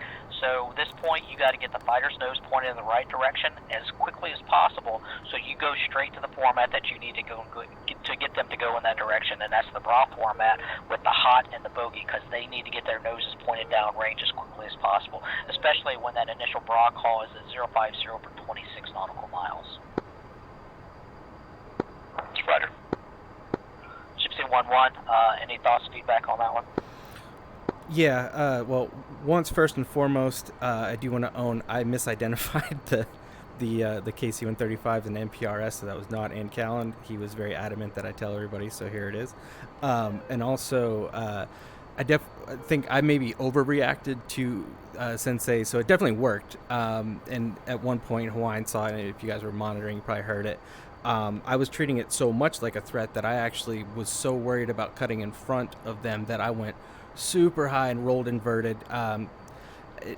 The only benefit to that was it did let me get a good top-down look and really ensure that was an F-15, because prior to that didn't have, wasn't certain. And then it did take a little while to ascertain that it was not comm air. So that's definitely good to know, and sort of the rationale why. So I really appreciate that.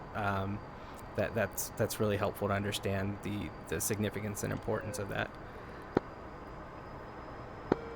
Ooh. Good. Copy. Ancallen?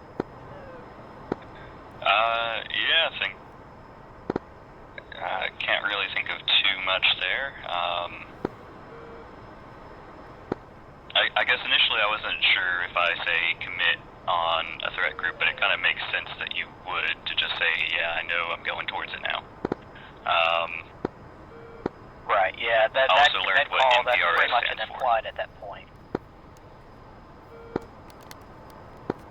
Oh, it looks like I might have stepped on the first part of what you were saying. I was just going to say, with the threat group of the bra, that's pretty much an implied that you're gonna commit to it. Gotcha.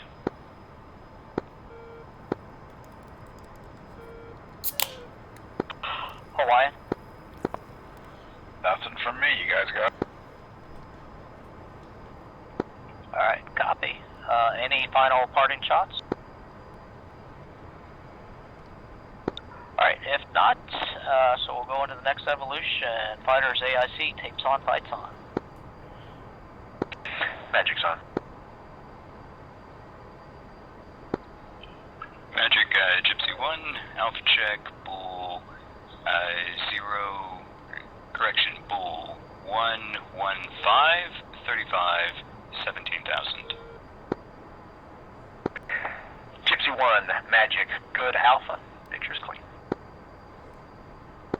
Gypsy 1.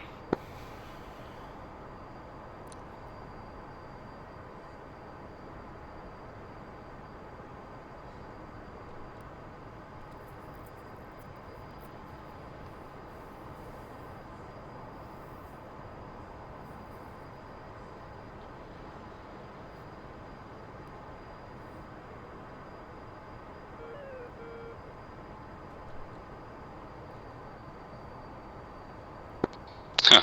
Omegon joined the server. It's the glider pilot that... Yeah. Was it you that crushed his hopes and dreams? Magic, picture clean. Ancallen just said, we're going to join. Should we intercept him? I didn't say that. I didn't want to take credit for your essay. I mean, he joined, what, like... is that like an hour ago? Oops. Well, essay. Yeah, were you the one that, like, failed him when he had, like, a crazy wonky? Yep. Yep. So that would only be coming full circle to actually shoot him down for infiltrating our server. Hey, you know what's fun? Pretty soon, Fah and I can go onto the Op4 side and fly to... Yeah, I would say you probably earned it at this point. Like, at least, you know, get to shoot us. Magic, 2 groups. First group, Bulls 03540, 22,000, track southeast, bogey. Second group, Bulls 29859, 28,000, track southeast, bogey.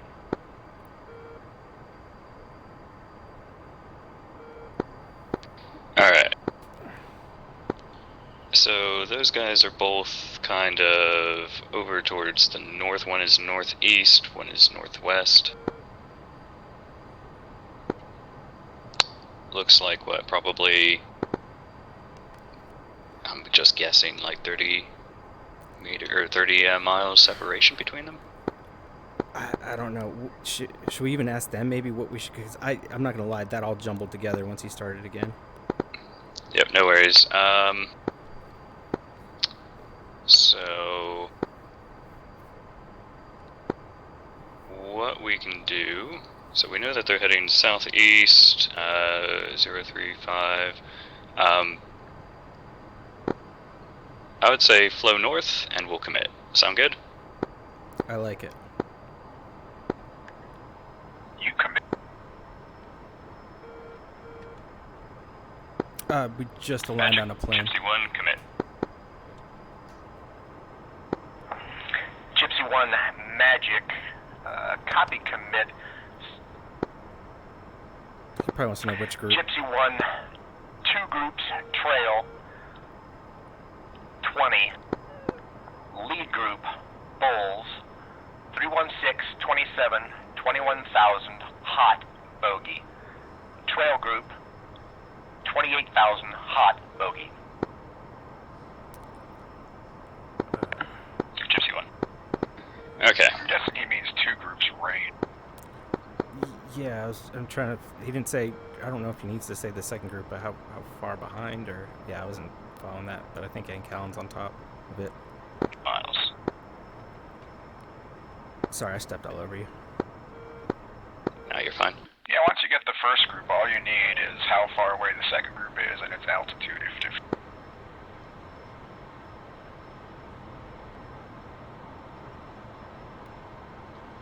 Is how's the heading? Sorry, I'm trying to. Yeah, no, that looks good. I should have actually given you a heading.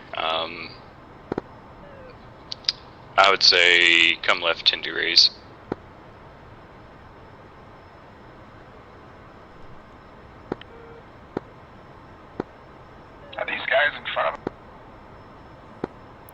I think so.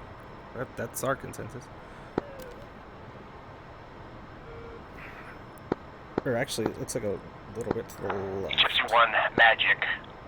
Lead group, Bra, 28334, 22,000, hot, bogey.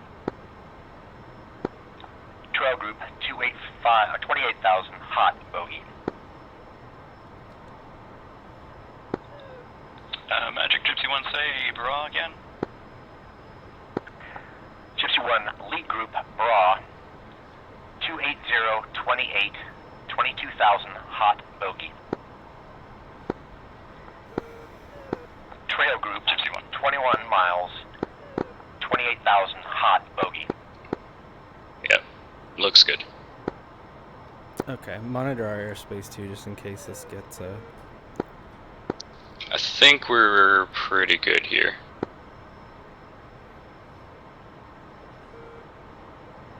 when we get tally, I'll hook left.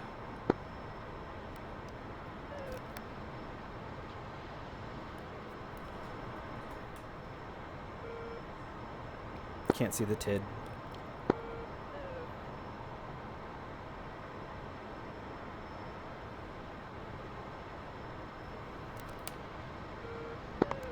Okay, taking combat space. Do we lose data link? Magic Gypsy 1, say status lead group. Gypsy 1, Magic, Tally. lead group, Tally, Bra, hooking left. 2626, 21,000, hot, bogey. Gypsy 1's tally. Gypsy 1. Alright, so one thing we have to keep in mind is that 20 miles behind this guy is another one. I'm 2 miles behind you on your... Alright, beware trailing group. Is that another frogfoot? Yeah, you turn between them. This will be fun.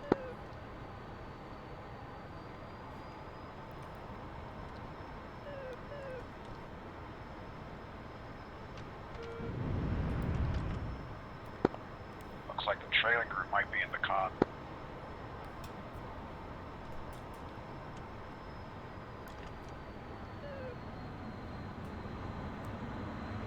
Yep, frogfoot loaded out, air to ground, full bomb load. Magic Gypsy 1, looks like lead group is a frogfoot loaded air to ground. Gypsy 1, Magic, copy that. Declare hostile. Gypsy 1. Alright, kick his I'm ass. Now it's your 3. Box 2.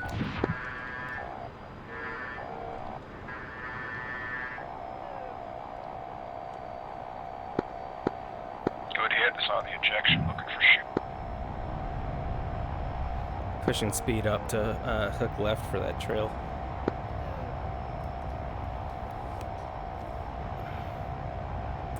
Magic Gypsy 1, say status, trail group. Sorry. Gypsy 1, Good call. trail group is Bra, 28721, 28,000, hot, bandit. Alright, 287.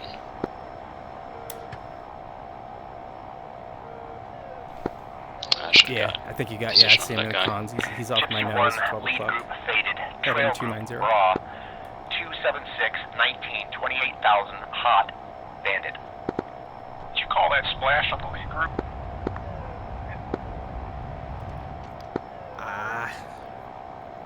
Maybe not over. You know what? If I did, it was over tack. By the way, lead group was splashed roughly 04023. I never saw a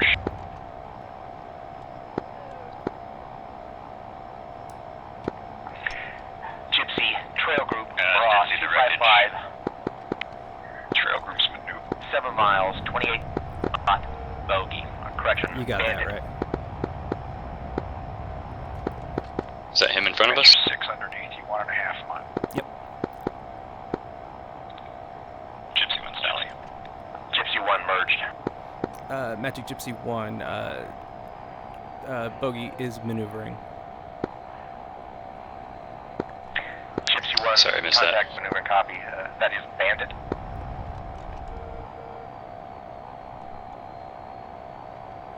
Bandit, does that mean it's hostile? Gypsy 1 Magic, can you VID target? So he's asking if 206 we've declared it, or we've figured out that it's a bad guy, but we don't stand have by. weapons.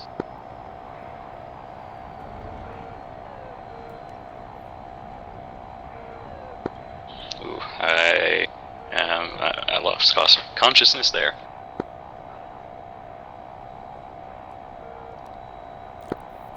Magic Gypsy 1, contact is Frogfoot, similar loadout to lead group. Gypsy 1, copy.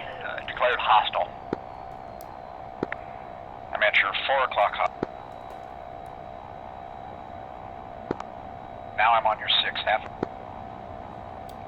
Watch our spacing there, 51. I think we're good now, but just keep an eye on it. It's going to take me a second. Yeah, I'm on we're your good. 6 o'clock. We're heading away from it.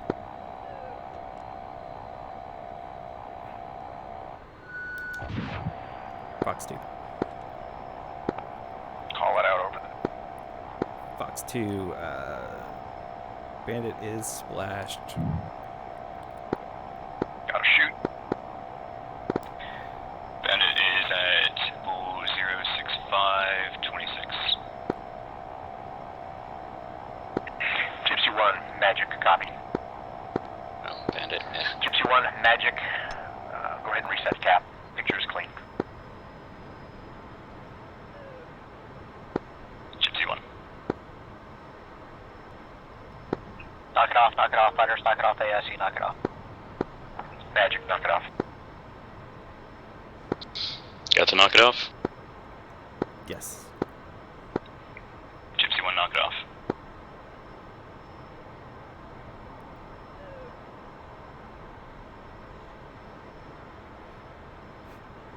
I think I further bent our airframe. Okay, Sensei.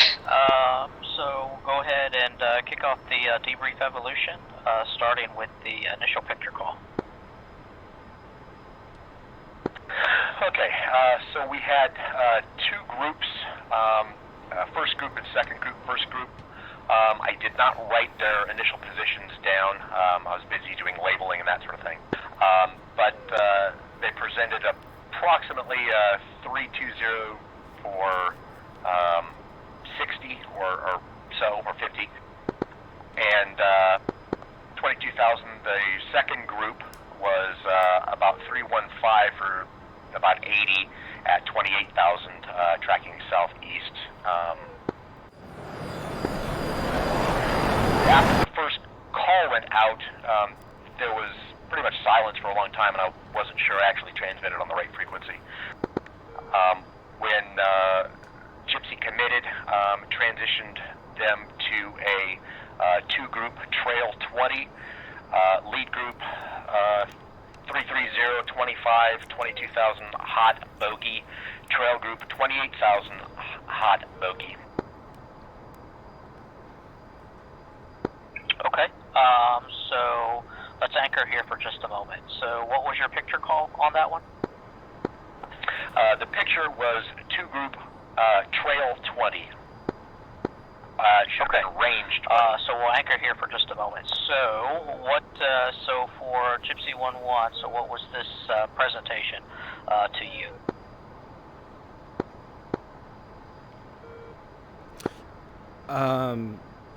For me, as soon as there was a second group called, I basically went stupid and Ancallen and I were trying to, he was basically trying to help me wrap my mind around where it was and come up with a game plan. And yeah, that was due to the delay in the comms for sure. And I think it was to a point where I started to get uncomfortable because one came up and said something.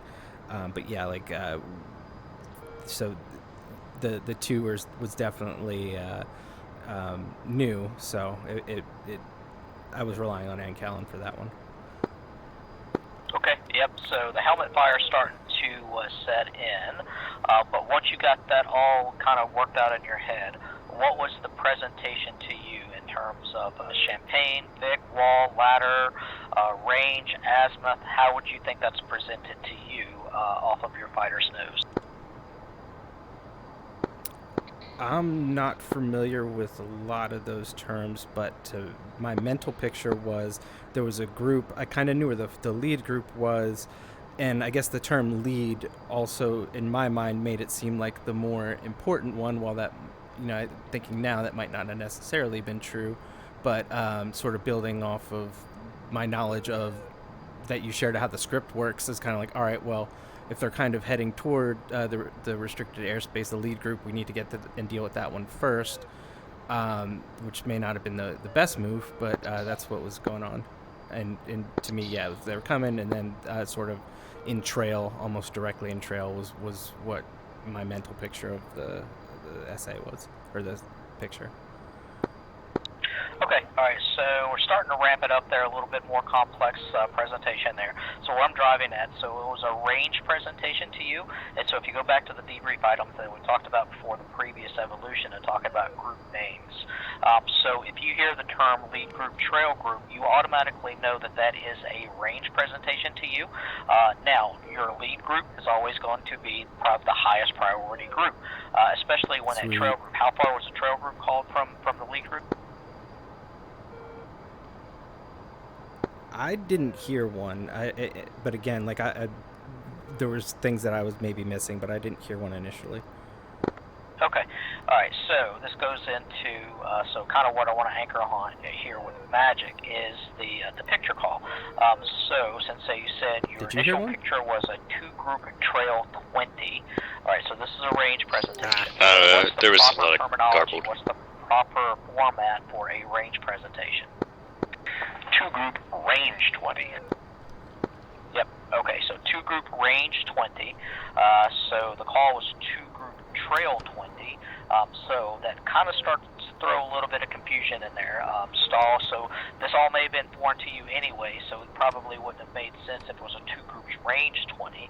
But for Ancallen and some of the others that have done this before, so 2-group range 20. So what this is telling you, you've got 2 groups that are a range presentation to you, and there's a 20 nautical mile separation between the lead group and the trail group. The comps that follow that is essentially anchoring the lead group. So the call was 2-group trail 20, lead group of all 316, 27,000 hot bogey, trail group 28,000 hot bogey. So the first call, the lead group, he is anchoring that lead group for you. You don't have to anchor that trail group because it's implied with the range of 20. If you can anchor that lead group, then you know 20 nautical miles of trail of him is going to be that trail group. All right, so don't bite off and start thinking, well, maybe I should have gone after the trail group. No, you've got to go after the lead group because you've got to get through the lead group to get to the trail group. So your lead group is actually, that is your highest priority. You've got to get to him. So as we're going down through some of the timeline here, so some good bra calls there to the lead group, some status requests. Now the one thing I'll throw out there, this call comes from both AIC and also from the fighters, and Gypsy 11 Stall actually heard you say it on the radio, on the TAC radio, hey, beware of the trail group. All right, now what you need to be thinking about, so you're already starting to think about it inside the cockpit, but now let's take it a step further. Wouldn't you like to know exactly how far that guy is away? Because it's been, maybe, several seconds, maybe a minute or two since you've gotten a status update to that trail group. So as you're getting ready to go into that merge, you probably want to have a good warm fuzzy about exactly how far that guy is away. So yeah, you're absolutely right. You want to be aware of that trail group. But let's take it a step further, and also this is where Magic can help out. As you're getting ready to go into the merge, you can always throw out there what we call a sugar call. Hey, trail group separation 21. Okay, all right, this guy has not closed any closer to it. He's 20 nautical miles in trail of this guy. All right, I should be pretty good. Now, if you start to hear trail group separation 10, you might want to start rethinking some of those things. So you're already thinking about, hey, I got a guy that's on my 6 o'clock here. Let's take it a step further in between AIC and also from the fighters, hey, say status trail group, say lead group, trail group separation as you're getting ready to go into that merge. That lets you know how much time you have to play with and how close that trail group is to you. So take that on board. Let's see. So I think I heard it on the TAC radio. So there was never a call that came out on the AIC frequency for splashing of the lead group. Also, your Fox calls are coming out on your TAC radio. Those should go out on your AIC radio there because you got to let Magic know of which groups, when you're firing and when the groups are splashed on some of those. Understood.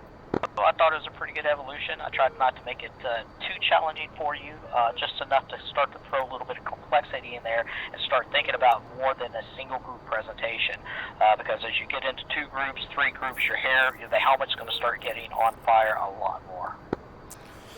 Yeah, and to your point, like so you were saying, okay, so the lead group is the highest priority. Like now that I know it, that's good because at least to me, I would think that would take some of the, I guess, burden off of me and or the rest of the people at the flight, because we kind of just like have the playbook and know what to do. Is that along the right lines, or should I be thinking about that a little different? So you think about it a little bit. Right now at the stage that you're in, so just focus on prosecuting one group after another. You flow sequentially from group to group. However, as you start to get another wingman, if you get a section, or actually not a section, but as you start to get a division, all right, so now you got a -3 and a -4. They don't have to be tied on with you to go into that lead group. This is now where you start to get into division tactics and things like that. You can break the division apart, and you can actually prosecute the lead group and the trail group separately. Now, if you're a single, or not a single, but you're a section. Yeah, so if you're a section, so you got a -2 out there, don't send him off by himself. The reason being is because what you're seeing here, what Hawaiian is doing... Thread 4. You're setting up an eyeball and a shooter presentation. So you're coming in, you're getting the VID, you're really relaying that information to Magic. Hawaiian is maintaining the standoff such that if that hostile call comes out, he's in a position to immediately fire on the guy. All right, so that's why you don't want to split up your section there, because you want to maintain section integrity there for that role. And so as you get that ID, if that hostile call comes out, you need to think about pitching yourself out of there, because you need to clear yourself out of there so now Hawaiian can get a clear shot on there. That's the purpose of the eyeball and the shooter. Don't take on the eyeball and the shooter roll, because now if you're the eyeball, now you got to roll the shooter roll, things like that, unless you're going to engage him with guns and things like that. But that's what Hawaiian is doing when he's maintaining that standoff, that 2 nautical mile approximately standoff between your 4 to 6 o'clock. He's getting into that shooter roll, waiting for that declaration and that VID to come out with that contact. Oh, that makes a lot more sense. Because Slowly getting it. yeah, when he, I guess when we were doing the intercept on the F-15 and the tanker, and I was like, look, this is where you need to be. Basically, he was like, you could have taken fuel from the guy, and to me, I was like, well, if they say it's hostile, that's not where I want to be. Even if he can't see me, like I can't really do much, and if he makes a quick move, I'm fucked. So that makes a lot more sense. Yeah, you nailed it. Slowly getting it. Yep, Teamwork. Yep, it all come into play. So some of these things we're kind of maybe jumping the gun a little bit here, things that you're not exposed to. But now as you start to advance through the next AIC portions and things like that, it'll start making sense. Other things you need to think about, not for tonight, I feel like that is information that would have been helpful. I definitely would have understood that. Where you're mellowed, how your radar's set up, so that you get good sanitization It's of like the airspace. when they're telling you to All do that something goes that's like, into that doesn't seem section right. and division tactics and how you're going to set up your radars. So as you get, like I said, sections and divisions, you can divvy up the division as necessary to prosecute 2 or 3 group presentations, because you've got other players that are out there. With you just being a single right now, so you're going to have to essentially flow group to group or sequentially from group to group. Does that make sense? It does, and just to help me sort of put some pieces in place here. So, like, there's very little chance, unless something very bad happened, that, like, in an actual engagement, I would be out here by myself, correct? That is correct. So, okay, so there's really no need to, because my other question would have been, well, do I need to treat these intercepts different because I'm by myself? But that should be a negative, right? Because I do need to basically still assume that I'm treating Hawaiian essentially like he's kind of like a friendly ghost. Like he's there, I know he's there, but I'm also treating him like he's not. So really the purpose of this, what we're doing tonight, is one, to get you used to the VIDs, to get used to the merge mechanics, to get used to the airspace restrictions, without relying so much on your instruments and your radars and sensors and things like that. Because you got to get good merge mechanics. You know, if you blow through the merge, you're going to put yourself in a vulnerable position. You know, and it's already happened a couple of times where, why are you going vertical? Well, because I didn't want to blow in front of it. Correction. So, I did you know, not a lot put of this myself is in that practicing those position. good merge mechanics. Get into that notch and get into that offset, pitching in at the right times, so that you roll in at the 6 o'clock, you know, and you're in the appropriate position to get the VIDs. And Hawaiian is kind of following in. It's, like I said, setting up in that shooter role. So while he is there as a friendly ghost, he is actually exercising some of the section mechanics as you're going there to get those VIDs. Okay. No, that's immensely helpful. Thank you. Ancallen, anything? Not a whole lot from, I guess, kind of the perspective of what you guys could hear. My only real question is, you know, like how well of a job I did with getting, you know, Stahl talked through kind of what was happening with that initial, that initial presentation. Okay, Hawaiian. Yeah, so, I mean, what you're seeing, and I know there's other people listening, we're giving you a little bit of a scattershot sampling of things that are in Thread 2. So some of this stuff, the two group presentations, kind of come toward the end of Thread 2, or at least the end of your beginner AIC education.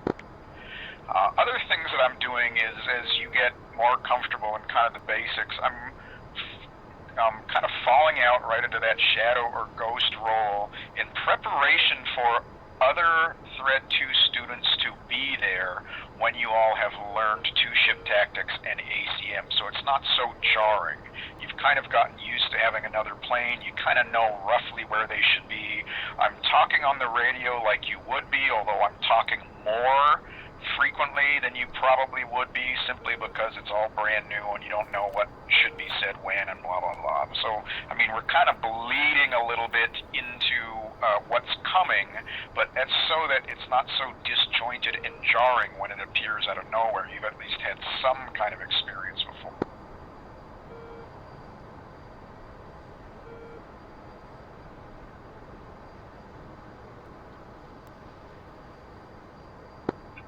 Any final questions? I've got one. So those groups initially were bogies. They followed sort of hostile, their type of government. The second group, I declared bandit rather than just a hostile right away because I wanted them to VID that. Was that correct, or should I have just said hostile? It's all going to depend on the ROE. So for the purposes of tonight, that was fine as declaring it as a bandit. So a bandit can imply you don't necessarily have to get a VID because a bandit is, you know that this guy is already from a, I guess I'll say a hostile nation, maybe hostiles. You already know that is an adversary aircraft. So that means you don't necessarily have to go and get a VID on it because if he starts to demonstrate hostile, then you can easily bump that up to a hostile.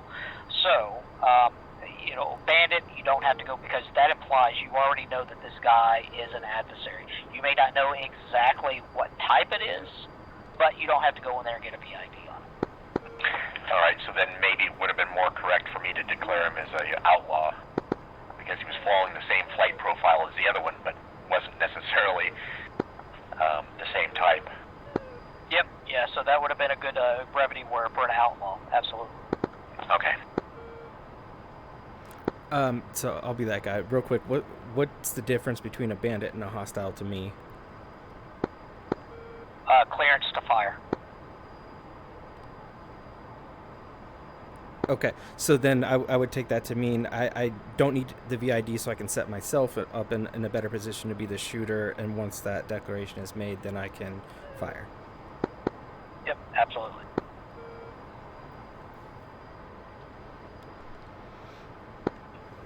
other questions? So much learning. Alright, so what we'll do is we'll go ahead and we'll do one more evolution, and then at that, then we'll go ahead and we'll practice a precision approach back into Nellis, and then we'll go ahead and end it for the night. So let me set up another quick evolution, and AIC fighters, tapes on, fights on. Magic's up. Magic Gypsy 1, Alpha check, Bull 10634 18,000.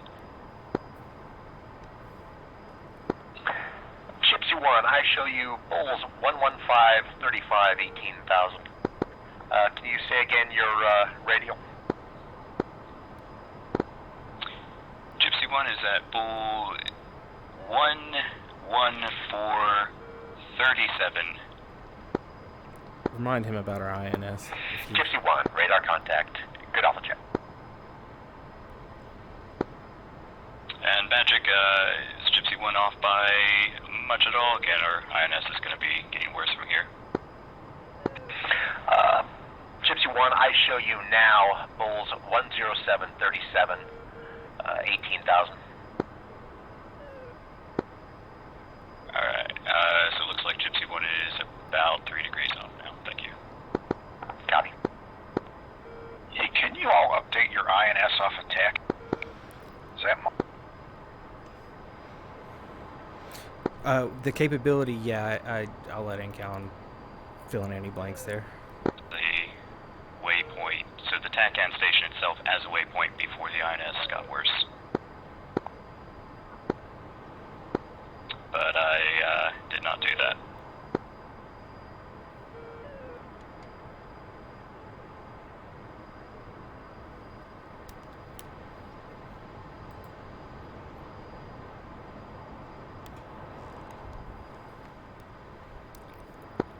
Whoa, there he goes.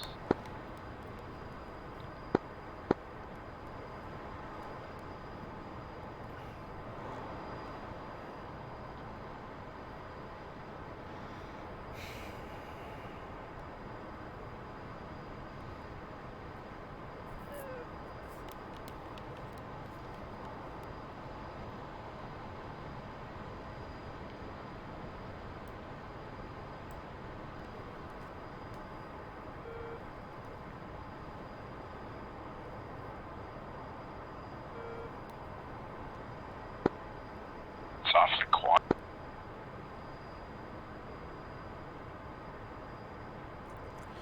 Magic Gypsy 1, request picture. Magic picture, single group, Bulls 354 80 7,000, track south, bogey. Alright, so I'll swing us around, we can commit. Magic Gypsy 1 commit. Gypsy 1. It is a little far. He's tracking south though, we need to get around Grim Lake. Yeah.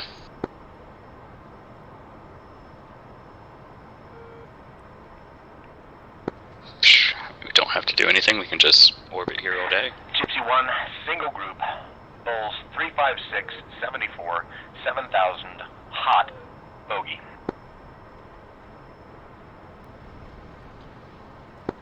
Gypsy 1.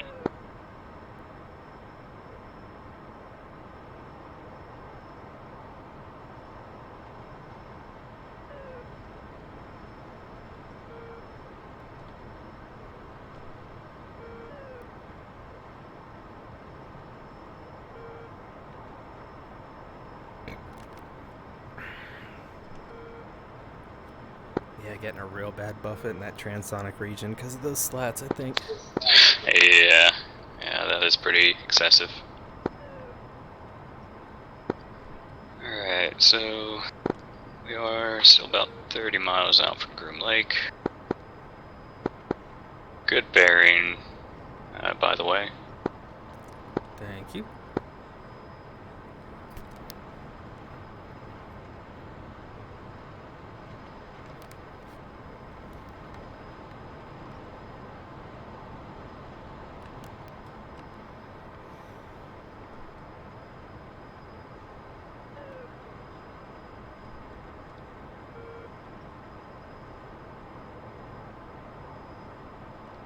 Getting a MiG-29 on our RWR.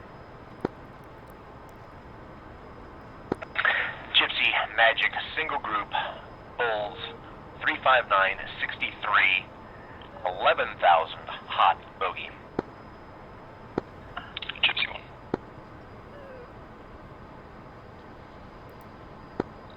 And Magic, Gypsy 1 is getting MiG-29 on RWR. Copy your spike.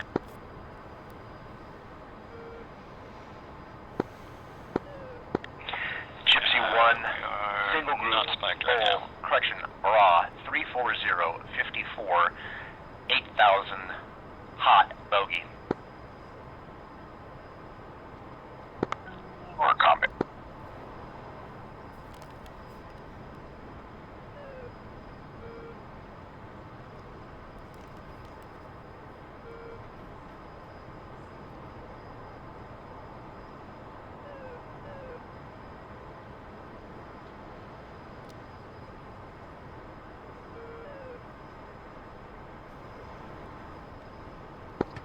Yeah, it looks like 2 MiG-29s potentially.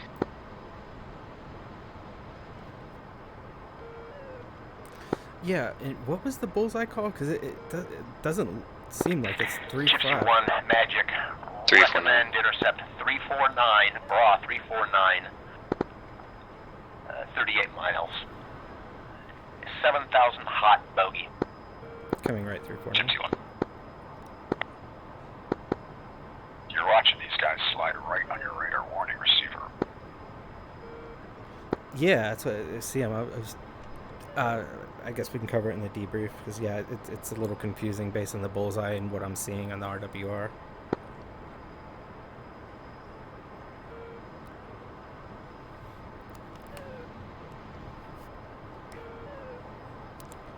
Am I stupid, or because when he's saying the bullseye call, it doesn't seem like that was Switch right. sides. Be on your left. Yeah, our INS position is definitely wonky at the moment.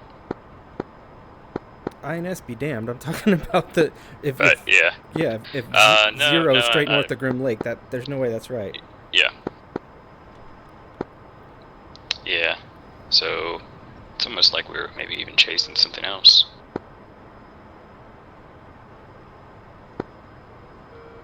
Magic, Gypsy 1, say status, single group. Gypsy Magic, say again. Say status, single group. Single group, 358, 14, 7,000, hot bogey. Magic Gypsy 1 confirm bra. Gypsy 1, affirmative, Bra, now 00211, 7,000, hot bogey.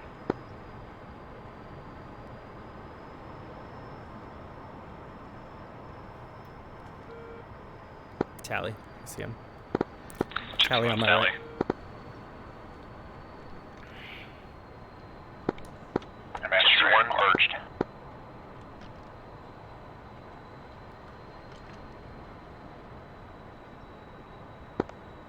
Down below. Is that 3? No, just 2 in shadows.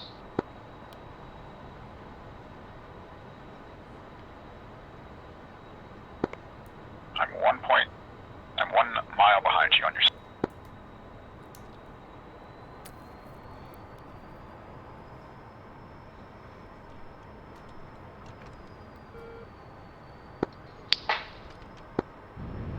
Call that. Magic, Gypsy 1, targets are launching flares. Gypsy 1, Magic. I'm lining up on the left bogey or contact. Got a solid VID on him? Yep, MiG-29. Yep, MiG-29s. Magic, Gypsy 1, looks like 2 MiG-29s. Stand by for wing state. Let's say they're aggressively maneuvering. Gypsy 1, copy, MiG-29s are hostile. On right, MiG. Gypsy 1. I'm on your 5 o'clock, half a Fox 2, right MiG, splash.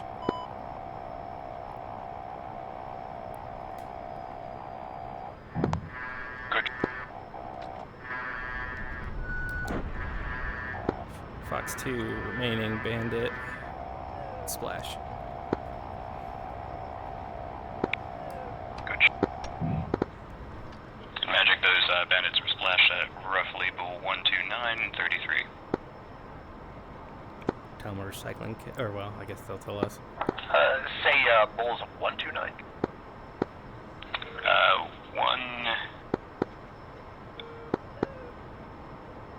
139. Sorry. Showing bull about 03. Gypsy 1, copy. I show you at bulls 04028, tracking Yeah. south to your cap. Same, yeah, we just got our needles overlapped. Gypsy 1, picture's clean. Reset cap.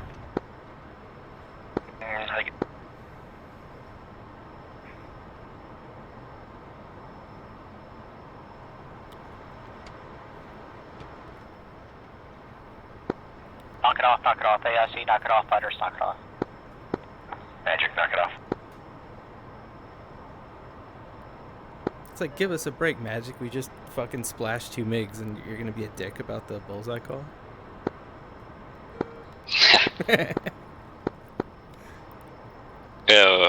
So was I off? No, yeah. Yeah, you were looking at. I know what happened. You're just looking at the wrong needle. Right.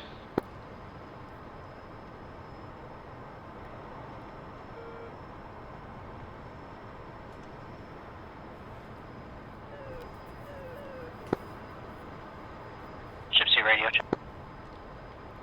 Gypsy 1, we have you. Okay, Gypsy, just go ahead and reset your cap. Sensei is Magic controller. Go ahead and kick it off of the debrief. Okay, so that one we had a single group, which was, here we go, bulls, 35770, correction, 35483, 7000 south bogey was the first call. That put them about 80 miles away. They committed at probably a pretty good time, which was at about 70 miles, 35770 hot bogey. Once they got to, I'm trying to read my notes, the first bra was 34150, 11,000 hot bogey. Once I transitioned them to the bra calls, I did miss a bra, I believe, in front of another call, and I should have still said it was bra instead of a bulls. They asked me about it. Well, that might have been it. So that was my screw up. Apologize. Other than that, they called out that they were receiving threat radar on their ECM. I acknowledged it. I don't know if there's anything else I should have done at that.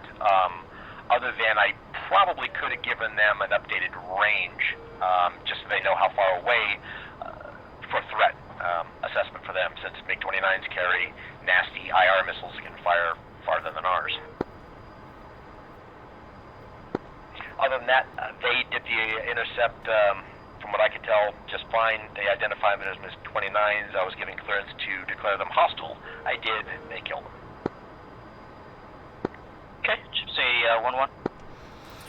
1-1. Yeah, so I can kind of clean up to the discrepancy, and that I also share some responsibility because I didn't hear whether it was bulls or bra, but then also probably just given the distance from the last call, I should have assumed it was bra. But we were seeing on our RWR, and in the F-14, you kind of really don't always trust your sensors, but they did appear to be to our right, which for me anyway was kind of confusing. Based on the bullseye call we were getting, it should have essentially been slightly to the west of Groom Lake, but on our RWR it seemed like it was actually maybe at our 1 o'clock off our nose. And Hawaiian actually came on the tack and said, hey, you notice that they're sliding to the right. And once he said that, it was kind of like, oh, okay, if he's seeing it in F-18, then it kind of confirmed it. So that was a little bit of confusion for me, I don't know if Ancallen was also confused, but at that point we were too close to really care, I guess. And at least for me, I was getting my mind ready for what we had to do rather than try to figure out the numbers behind it. Okay. Ancallen?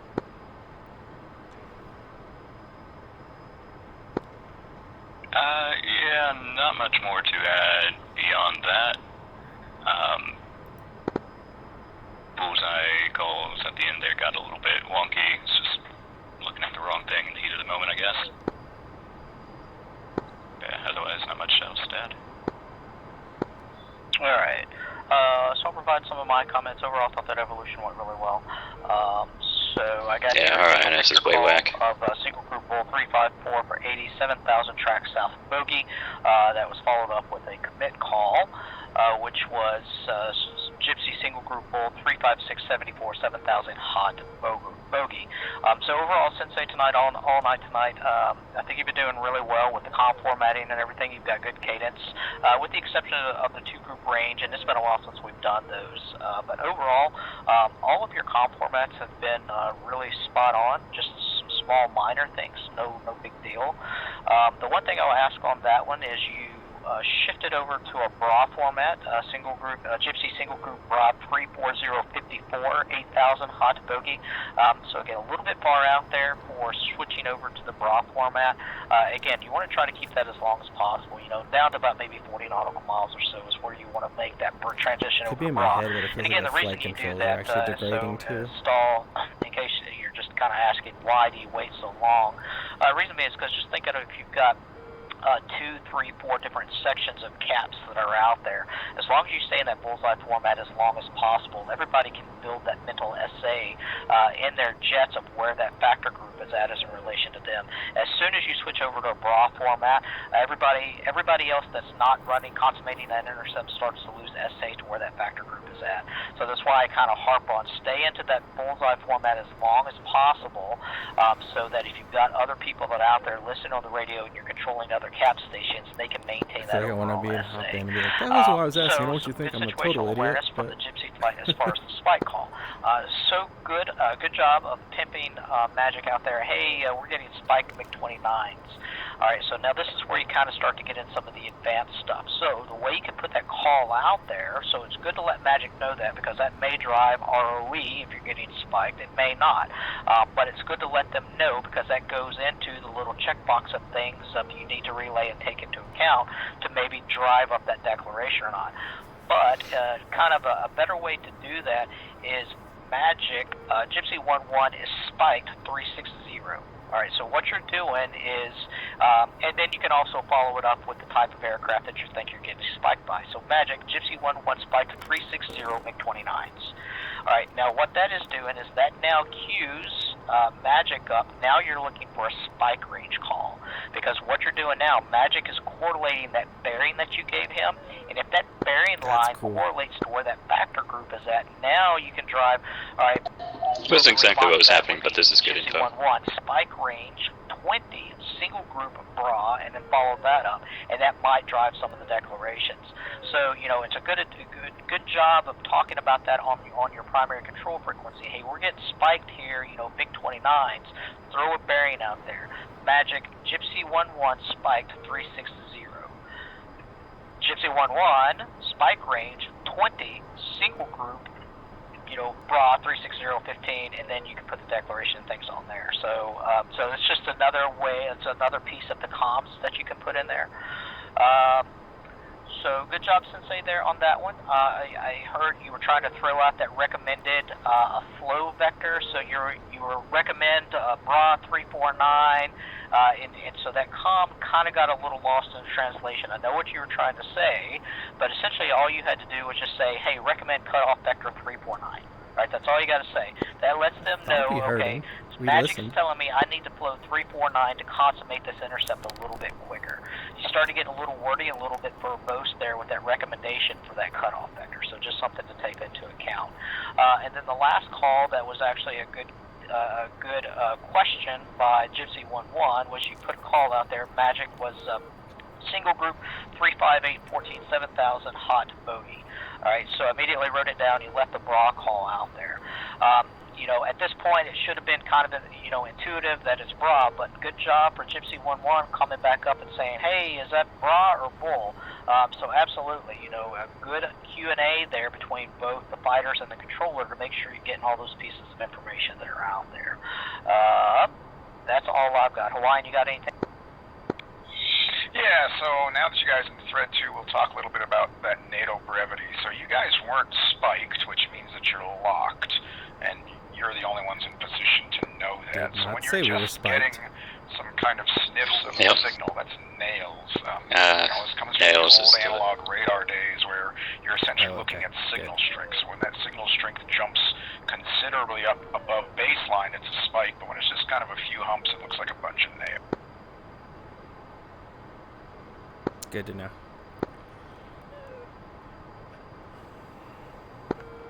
So, Alright, any final parting shots or questions on anything? Alright, so what we'll do to wrap up this evolution, so typically, a lot of times we just jump out of the server, but I purposely planned this for an extra hour out here to go and actually exercise this. What we'll do for Gypsy Flight is we'll go ahead and we'll practice a precision approach back in the Nellis. Have you ever done one of these before? I believe we did one a long time ago with Delta Mike. Is that basically where you almost like verbally flies the plane for us? Pretty much. I give you headings and descents to glide slope and things like that. Alright, so what we'll do is we'll go ahead and we'll exercise a precision approach. So we'll go ahead and we'll run that into 2-1 left. So as I asked, do you know where Apex is at? If I say fly to Apex? Roughly. If not, we can triangulate it with the approach plate. Alright, so then go ahead, and so what we'll do is we'll pick up the comms here. So, Sensei, I'll run the comms here on this frequency. We'll exercise a precision approach into Nellis for runway 21 left. So, Gypsy 1-1, this will be the apex recovery for runway 21 left.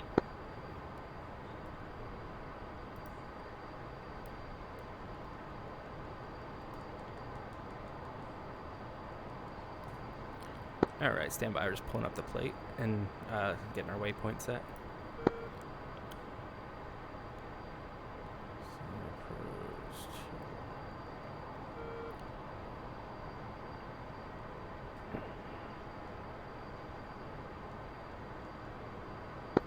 Low again, or this is definitely going to be really wonky for that.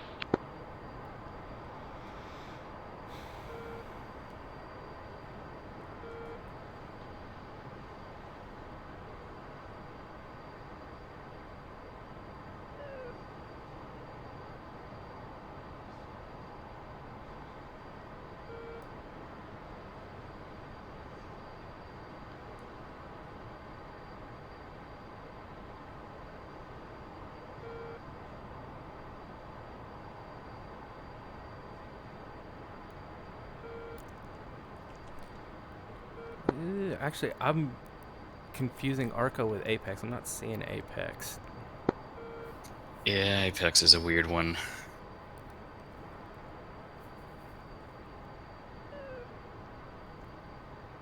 It's not in my NS430 either. Magic Gypsy 1, I apologize, I was conflating Arco with Apex. Looking at our approach plates, not seeing an Apex. Gypsy 1-1, this is Nellis approach, standby. Gypsy 1-1, fly heading 120, intercept final bearing for 21 left. Fly 120, intercept final bearing 21 left, Gypsy 1.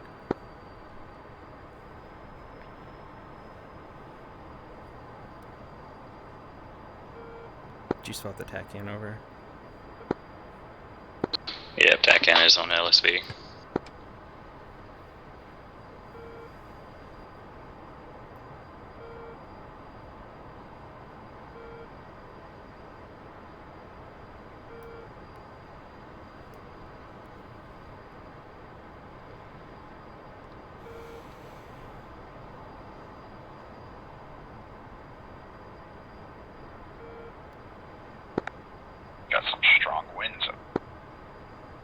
Yeah, is that something we should let them know? Because, yeah, there's a hellacious crosswind.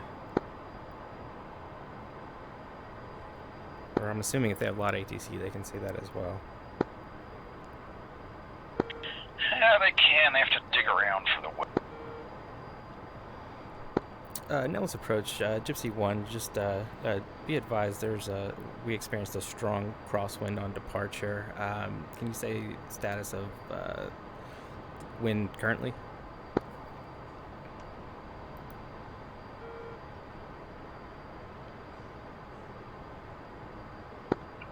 Stand by.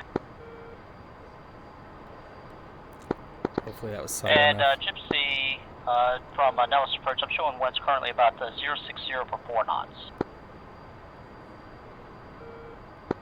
Gypsy 1. Alright, Apex is 0259 from LSV. What? 025. What? Apex is LSV 0259.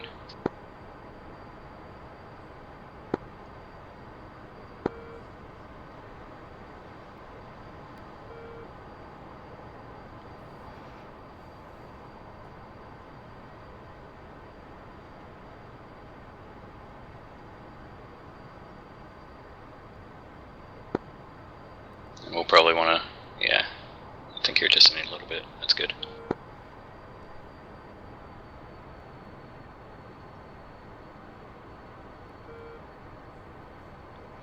Well, he told me Like I to was turn like, on wish the I could- final bearing, so, I mean, I guess we'll just do that.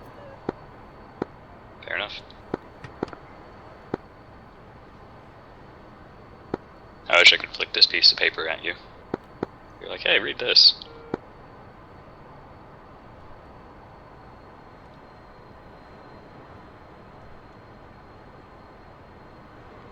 Gypsy 1-1, Nellis approach. Go ahead and take altitude 4,500.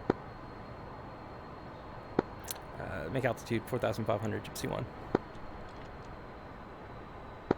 Gypsy 1, Nellis approach. Go ahead and turn right, heading 210.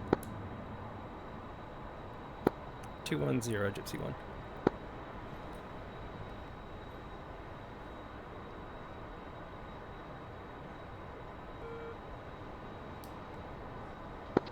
And not sure what you need from me here, so if you need anything, do let me know.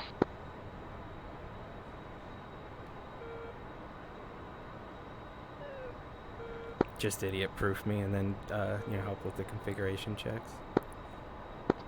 Gotcha.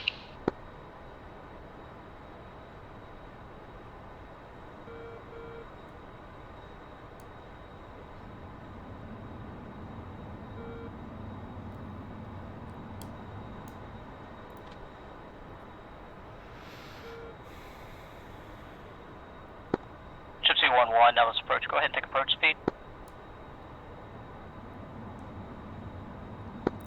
Gypsy 1, slowing to approach speed.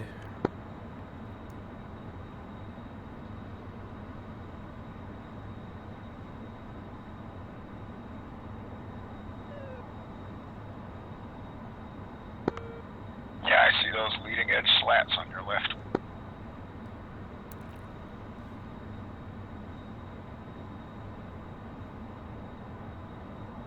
Alright, leveling out.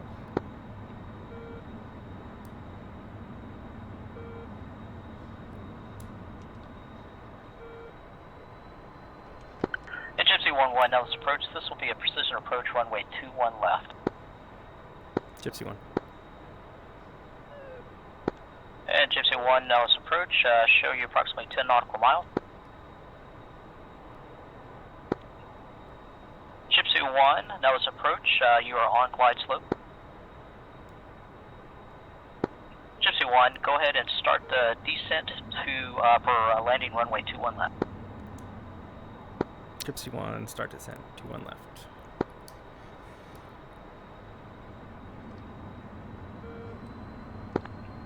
Gypsy 1, above glide slope.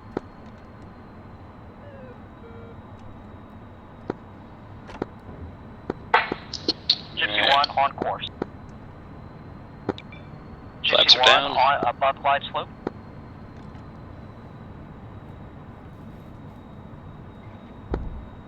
DLC is not definitely Gypsy on 1 still- on course above glide slope. Definitely still Gypsy 1 crossing. above glide slope, still well above glide slope. Gypsy 1 correcting.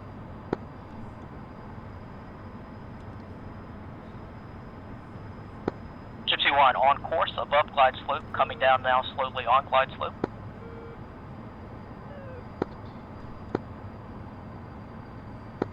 Yeah, so you generally don't need to Gypsy acknowledge, 1 just above glide slope, coming down slowly on glide slope. go through, because technically he needs to update you every 4 seconds. Gypsy 1 on course, going above glide slope.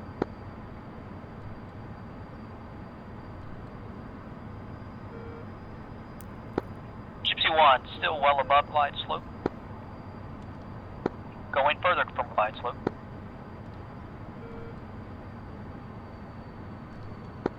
Gypsy 1 on course, above glide slope, well above glide slope.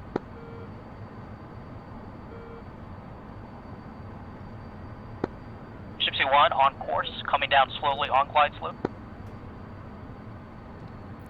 Dude, I got this plane pointed probably 20 degrees off the runway to fly straight. Gypsy 1 on course, descending, coming down slowly on glide slope.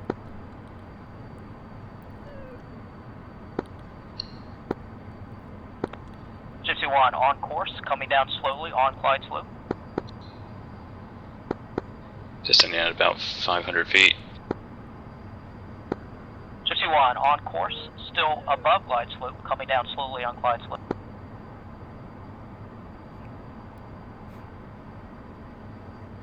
No, it's approach, cancel. Gypsy 1 on course, still above glide slope, coming down slowly on glide slope.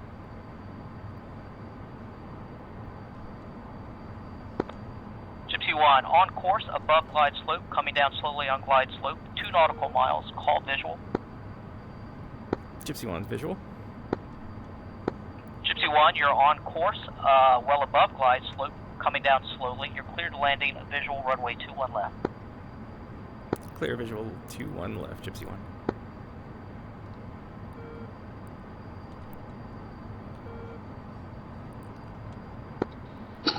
Feet to go. See how far my nose is pointed, right? Yeah, I sure do. That's pretty ridiculous.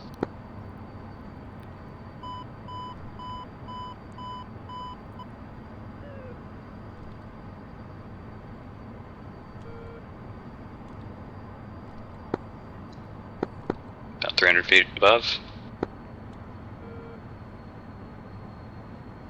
200. 100.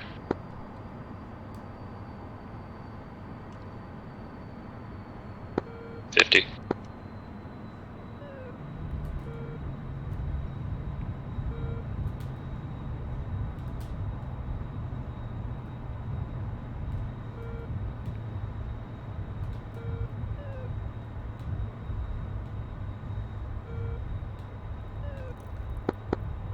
And I'm at full right rudder to keep us straight.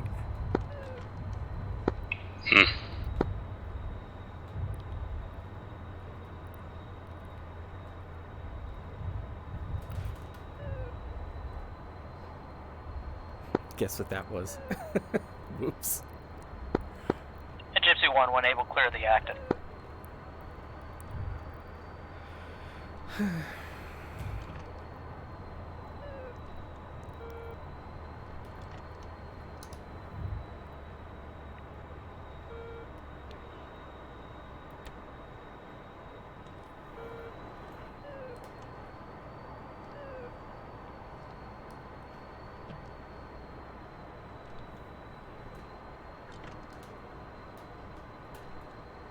Gypsy 1, clear 2-1 left.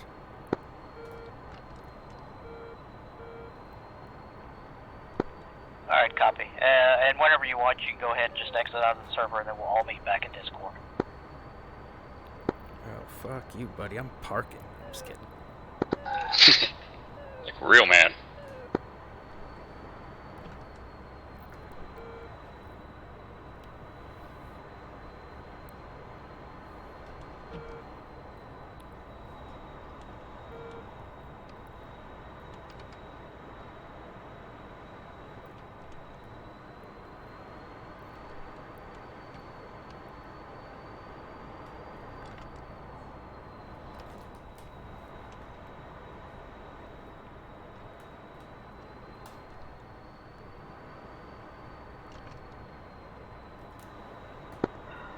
Alright, gentlemen, so if you're still up on the radios here, so go ahead, we'll exit out of the server and we'll meet back up in Discord for overall debrief items.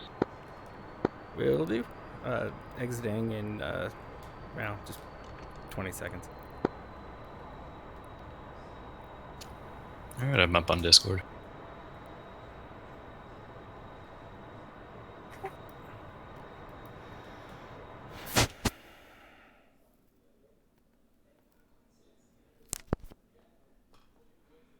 All I know is that weren't no 4 knots wind.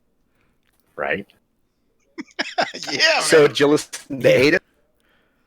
Ada? It was funny. My nose was pointed almost like 30 degrees to the left.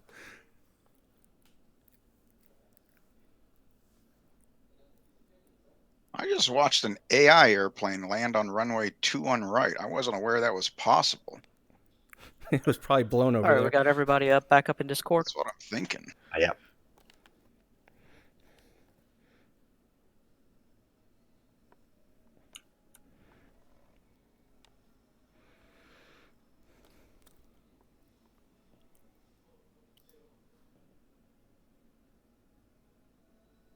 Test, test. Can anybody hear me? Yep. Lima Charlie. Yeah, we got you. How us? I don't think he hears us. Can you hear us? Yep. Fah? There, I got it. Yep, I'm good now. All right, you got us now? Yeah, I got you loud and clear now. I got a new headset, and I'm still trying to learn the functionality and the buttons, the switches, and so I had something turned way down.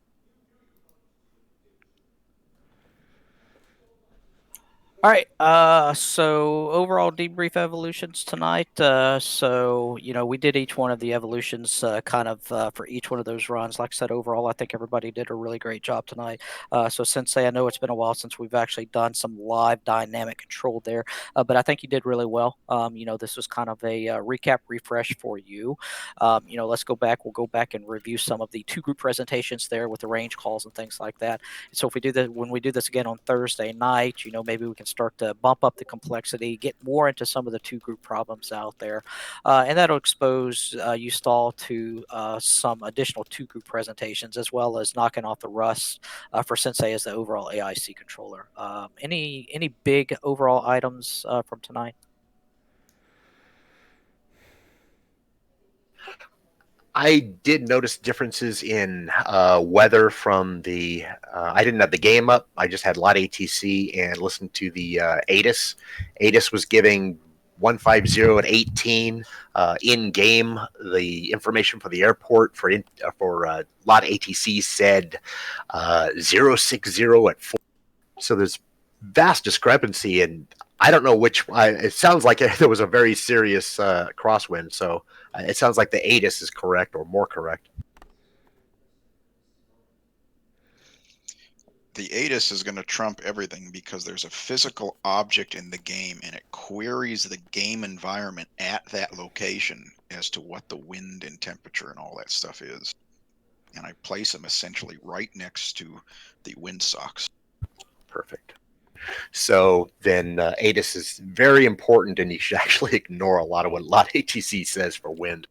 Well, Yep, absolutely. yeah, to be fair, like I was trying to, I knew there was a hellacious crosswind. I was just trying to like sort of role play and into like getting you guys to realize that. I didn't know if that was like a factor for the par. So sorry for that. That's the only reason I was asking or kind of saying that. Nope. That's actually a great thing because I did not go and listen to the ATIS beforehand. I was just kind of going off, as Sensei said, what was being displayed there in the the lot ATC. So no, that's actually a great thing to kind of query. Hey, we got this huge crosswind, and as I saw that on lot ATC, I could see you've got a big a crab to the left there as you're coming in because of that crosswind.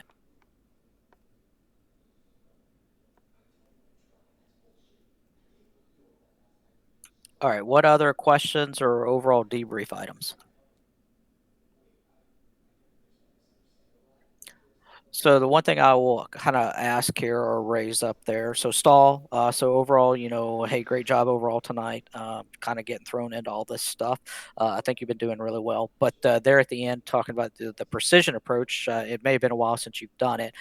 So it's just kind of curious, because it's like you were constantly above glide slope. I'm just kind of curious as to kind of what you were doing there. It just seemed like you weren't getting down on the glide slope. Just kind of curious as what was going on inside the cockpit there. Sure. So there was a couple things. So I'll try to separate them into factors of the game and factors of just what was going on. I knew our plane was jacked up from the training earlier, which I was hoping, okay, now that I need the slots out, it shouldn't be a factor, but I knew our plane was messed up. I also knew I had a really long runway, and to be fair, I haven't landed the F-14 on an actual runway in a long time, but to me, that's almost like infinite space. So I was skewing higher because I knew I could essentially drop us out of the sky if I needed to. I was worried about the crosswind, and more of a game factor. As I get close to Nellis, my frame rate drops to like 12. So again, like I was sort of anticipating lag spikes, and again, higher is better. So I did hear you, but just like getting everything kind of set up, I was trying my best to correct based on your instructions, but I had that sort of thing in the back of my head telling me not to go too far because something stupid could happen. I didn't want to look like an idiot in front of 8 people. Gotcha. If I have a follow-on question for the precision calls, the precision approach calls, you were saying, I heard several times, coming down slowly on glide slope, above glide slope.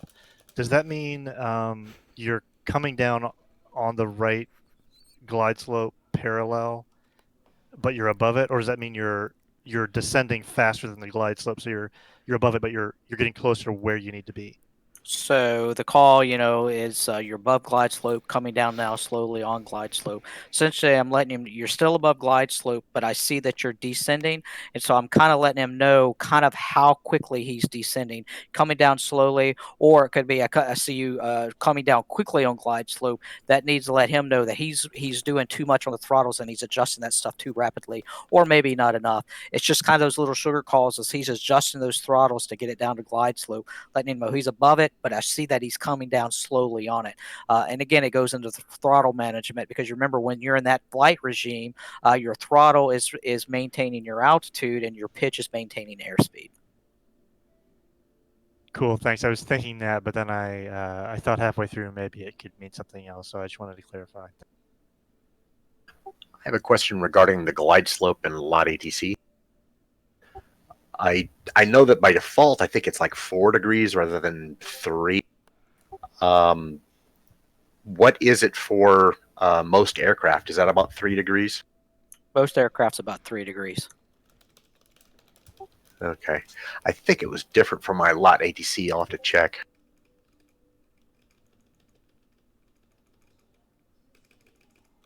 What other questions?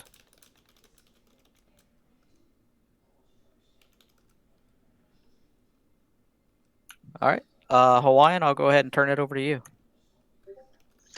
Okay, so I thought this went very well. Clearly, the foundation is laid for AIC to go far better than it went back last summer because the pilots are not going to be fundamentally limited anymore. So, Stahl is kind of leading the charge on the air-to-air side. Today, before this session, we spent 2 hours going over IR missile employment and talking about dissimilar BFM. I have some additional programming in the mission to provide more dissimilar BFM opportunities for him, but that essentially continues in parallel now with the AIC classes. So if you look at the sketch in the air-to-air thread 2 channel, or I guess it's in thread 1, in-flight intercepts and beginner AIC essentially happen at the same block. So you got some initial unofficial introduction to in-flight intercepts today. I suppose next time we could do a more formal guide on how to intercept different kinds of aircraft. How do you approach? Where do you position yourself? What kinds of things can you do to try to elicit a response? including an escalation of military types of things to try to get a response and compliance. But that's kind of a subset of airborne intercept control, which is mostly in the military context. For stall in particular, but since other people wanted to participate, there is considerable reading to be done in the P825 book. So the outline calls out chapters 1 through 9. In there, you will see the beginnings of multi-group presentations and all of the other stuff. So I recommend reading through that. You don't necessarily have to read through everything before Thursday, but it's a good idea to at least cage your mind to it and zoom in on particular chapters that you think are going to be important. I gave a little bit of a hint of 2-ship operations, but the reality is you need another student with you going through that all, while I can sit there as a observer providing correction. So Stahl's training is kind of limited there until someone comes along and is essentially at the same point he is in air-to-air thread 2. So in the interim, we will continue to run AIC classes essentially with you as a single ship. So there are some things you will eventually have to manage, telling your wingman where to go, how to change formations, what kind of formations. Tonight, I started to give you some hints. I started to, as you mentioned, kind of ghost what your wingman should be doing and what you could probably expect to hear on the radio. But, you know, we really only shadowed about 10 or 12% of what all should be done. So that is everything there is to say about AIC and tonight. So I guess back to the original point, things are set up to work out really well, which means that I get to do a whole bunch of programming to facilitate all the more complicated AIC stuff. So having said all that, I have a pretty good idea of what all needs to be done. So Fah's little menu is going to get considerably more sophisticated, but that means he has the ability to spawn a lot of really cool setups, including what he talked about. So he's talking about sorting and melding. Later on, it's not just here's a group and 20 nautical miles behind it, here's another group, and that's it. It's here's a group, here are several groups that are spawned in some formation, wall or range or echelon or what have you, and other traffic is spawned around them. So you can't just say, okay, I see a contact at Bulls 02165, okay, let me lock it up, that's my contact. Is that the right contact? Is that the one at 21,000, or is that the one at 16,000, or is that the one at 5,000? There will be things like that in there. So no, I don't think anyone else is doing that kind of stuff in this game. You are, you know, the training wheels are still on in terms of AIC, but they're going to get a lot trickier. And the same scripts that generate these tricky situations are going to be generating your scenario and campaign mission presentations as well. Whew, okay, that was a lot of stuff. What questions you all have about what I said?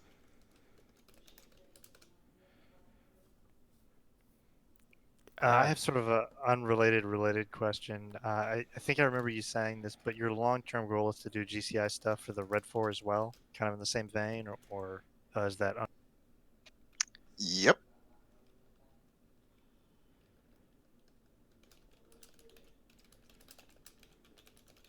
That'll happen in probably the second half of this year.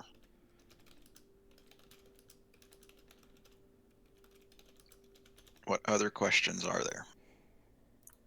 Kind of go along with that. What we'd love to do, and Hawaii and I've talked about this when we were doing this back last year, is we would love to have the ability to run a blue side and a red side. So you got a blue controller, red controller doing exactly that for each side. But again, it comes down, you got to have enough players that are competent enough in both the red and the blue side to be able to do that. And it just takes time to get there. But that's what we'd love to do. Yeah. And so, the other night, so I know Twinkie, you guys, Osip, I don't think you were with us either. But so when we did this few nights ago, so I jumped in there as an Op 4 guy without Stall and Ancallen really know it. And so they're running an AIC, running intercept against me as I'm down on the I deck. know. So again, it was just kind of the initial look at throwing some red Op 4 in there that's human controlled, vice the AI controlled. Yeah, that's going to start coming online. So I kind of poked Stahl to give him a little hint about that. Eventually, I'm not going to be there anymore, which means I'm going to be somewhere else, probably on the opposing force. And so those airplanes that you're intercepting, I'll do my best to fly straight and level and do exactly what the AI is doing until it's clear I'm not the AI.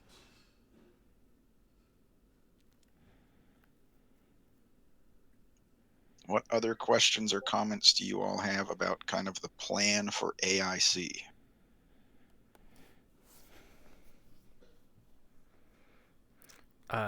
No real questions. Just looking forward to it again tonight. Was a lot of fun. Kind of helps you look forward to what's to come. But yeah, like both I guess classes were really cool tonight. Yeah. So you can kind of feel it, right? It's like, okay, now the wheels have traction and you're learning stuff. Yeah, like it clicked somewhere in the middle of the AIC stuff. Like you've told us this before, but like, and you just kind of like listen to what you say, but like where you talk about like how our tactics and like how the AIC is really the differentiator between the U.S. and other countries, and like this somewhere in the middle of tonight, I kind of like was really able to not just hear that but understand it. And when we had that three, and so we really don't need our radar if we have like good controllers, like and we trust them, like we can see behind us. It's awesome. Yep. Okay, we had a large audience tonight watching through the F2 view. What questions do you all have about what you saw or the air-to-air? Personally, I have a ton of vocabulary questions, but I'll just chase those down on my own. What all the different shorthand means. Quick question: reset your cap. Is that just resume your combat air patrol as it was before the bull call? Yes. Caps are assigned portions of the airspace. So whatever you are, Hornet 5-1, you are assigned some cap, whatever the name is, or cap number, cap 6 or whatever. So you came off your cap to do some intercept. Reset your cap means go back to cap 6 and establish your cap.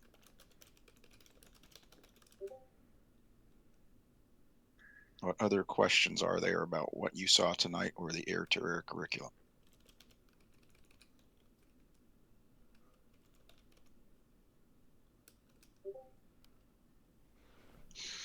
Okay, so the beginning, probably the first third or so of beginner AIC is wrapping your mind around bullseye.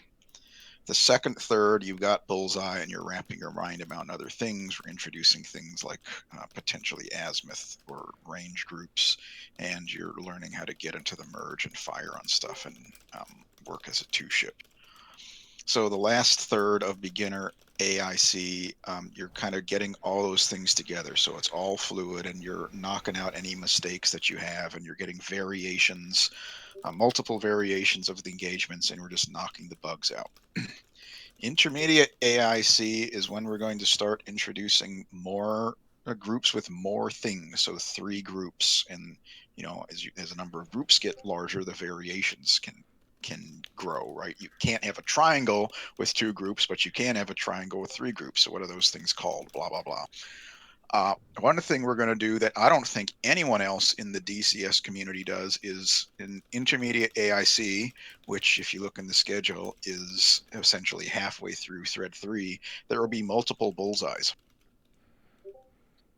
So it's not just bullseye whatever. The bullseyes will have names, and you'll need to know which one is called and what the bearing and distance is from that particular. Questions on that concept? I have one question as far as how it relates to F-18. So if they program each one of those bullseyes in, they should be able to then set that one as the air-to-air waypoint. So if they get to a different I'm sorry, there's a helicopter. Probably hear the helicopters. If Is it hostile? they switch to a probably not. If they get to a different bull's area, then they could just switch to that one as the reference in their system pretty quick. But what about other aircraft like F-14s?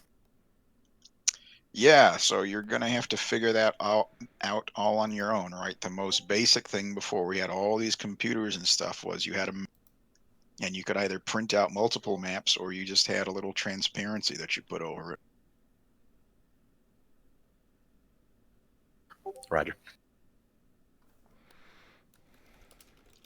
But bullseyes change for two primary reasons. One is you don't keep using the same one because the enemy can figure out what it is, so you just rotate them and go through a schedule. The other is, if you got bullseye and it's centered at one point on the far edge of the map and you're on the other side of the map, pretty much everything is bulls 085 to 095, and the distance is something absurd like 450 nautical miles. So you change based on your geographic location. Copy. What other questions do people have about what you saw tonight or the air-to-air curriculum?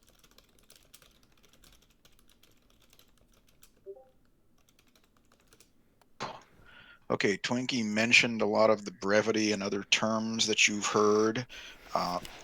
Beginning in Thread 2, both for air-to-air and air-to-ground, we begin to slowly introduce some of these terms.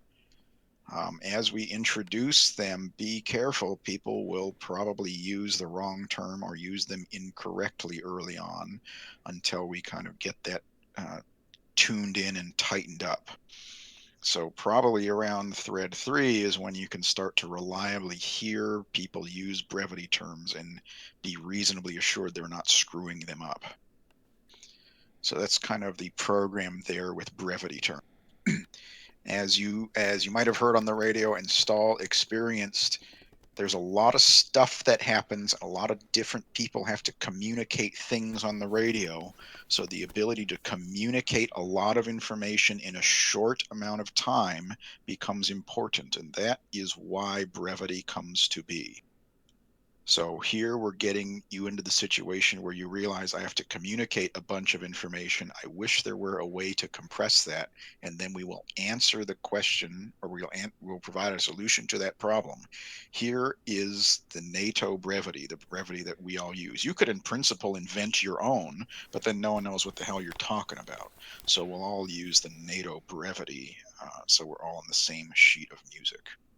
Questions on those terms and how we slowly introduce them about 10 to 20% of the way through air-to-air Thread 2, but we really aren't hitting the ground running with them until Thread 3.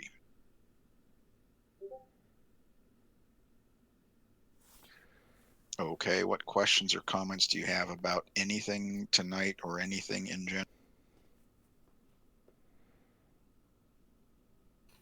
Well, I feel like good 5 hours worth of flying.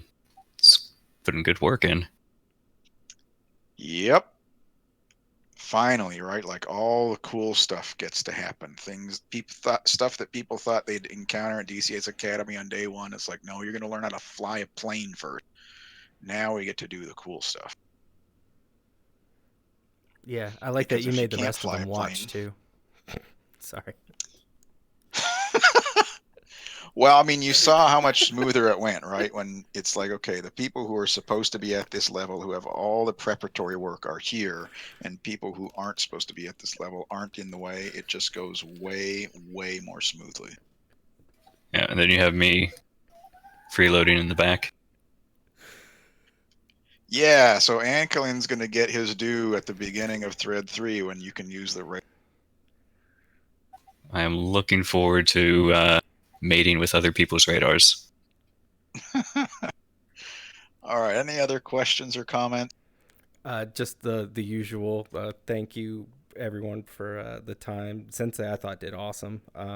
Especially, maybe he's always done awesome, but just I'm getting to the point where I can I can grasp what's going on. But yeah, man, he did really well. Thanks, Fah, and thanks, Hawaiian, for taking the time. Yeah, you're welcome. So I'll talk a little bit about Sensei and Ancallen's seen this before. You know, they're pretty good, but it's like one of the things that prevented them from getting better is the pilots. And so their training got kind of held up because we had to just fix all the pilot stuff. So now I hope Sensei in particular can see this. Now that the pilots don't suck, we can do some really cool training on the AIC controller side. Yes, absolutely. So that's all coming. I guess our next session is Thursday at the same time. Okay, any parting shots before we all go do whatever we do? Yeah, I just want to say I'm glad that you guys had that need because it's paying dividends for me to learn all this stuff. So thanks for the DCS community for not knowing how to do this and for y'all setting up the AIC stuff to create a need so that you had to train people up to do the pilot side. Yeah, you know, at the end of all this, as I wrote about before, but I'll just keep saying it because it's now kind of on the horizon. The goal is not to create a virtual squadron and we all hang out together, although you're certainly more than welcome to hang out together and hang out here. The goal is to train you up so that you all know what you're doing at a level that just isn't encountered anywhere else in the community, and then go out to the community and teach them. So we're going to try to raise the bar.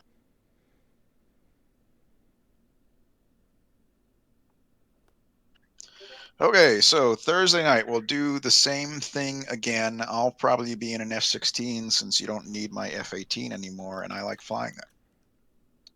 And maybe I'll hop onto the OPFOR side and fly something. If you want to, again, participate as a spectator, you're more than welcome to participate on Thursday as a spectator in F2 view as well. And Fah, I got to get with you and show you the Zeus ability so that you can spawn whatever you want, wherever you want, at whatever altitude, and have it do whatever you want. Yeah, absolutely. I think the other thing we also need to take a look at, I don't know what has changed, but like I said, when I get in as the game controller on the server, I don't see any of the blue air at all.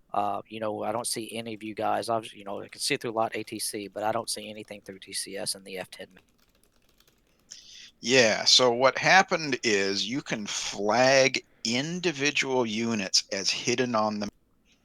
And so what used to happen is when you did that, if you were in the game master role, you could still see them. The most recent patch changed it so not even game masters can see things that are flagged hidden on the map. And I don't know if that is a mistake or it's something that they intend to do going forward. So we'll see with the next patch. Okay. If the next patch continues to have that quote unquote problem, then I'll have to just start to think about what I want to do to solve it without having the flag hidden on the map checked.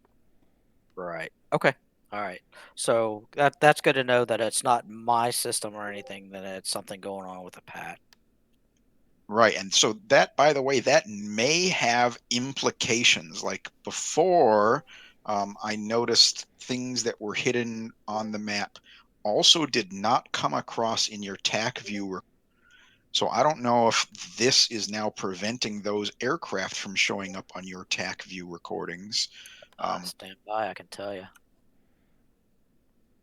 And I don't think it does. Hold on, I can tell you.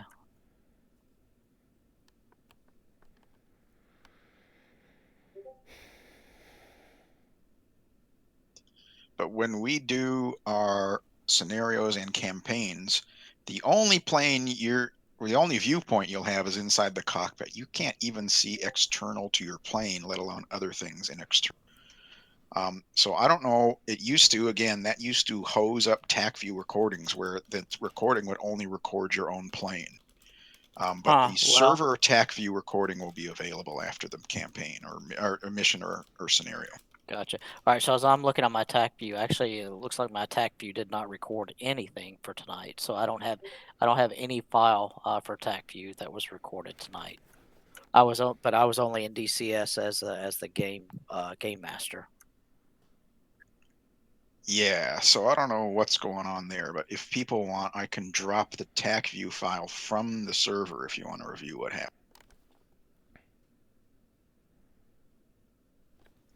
All right, any other last minute questions or comments or saved around?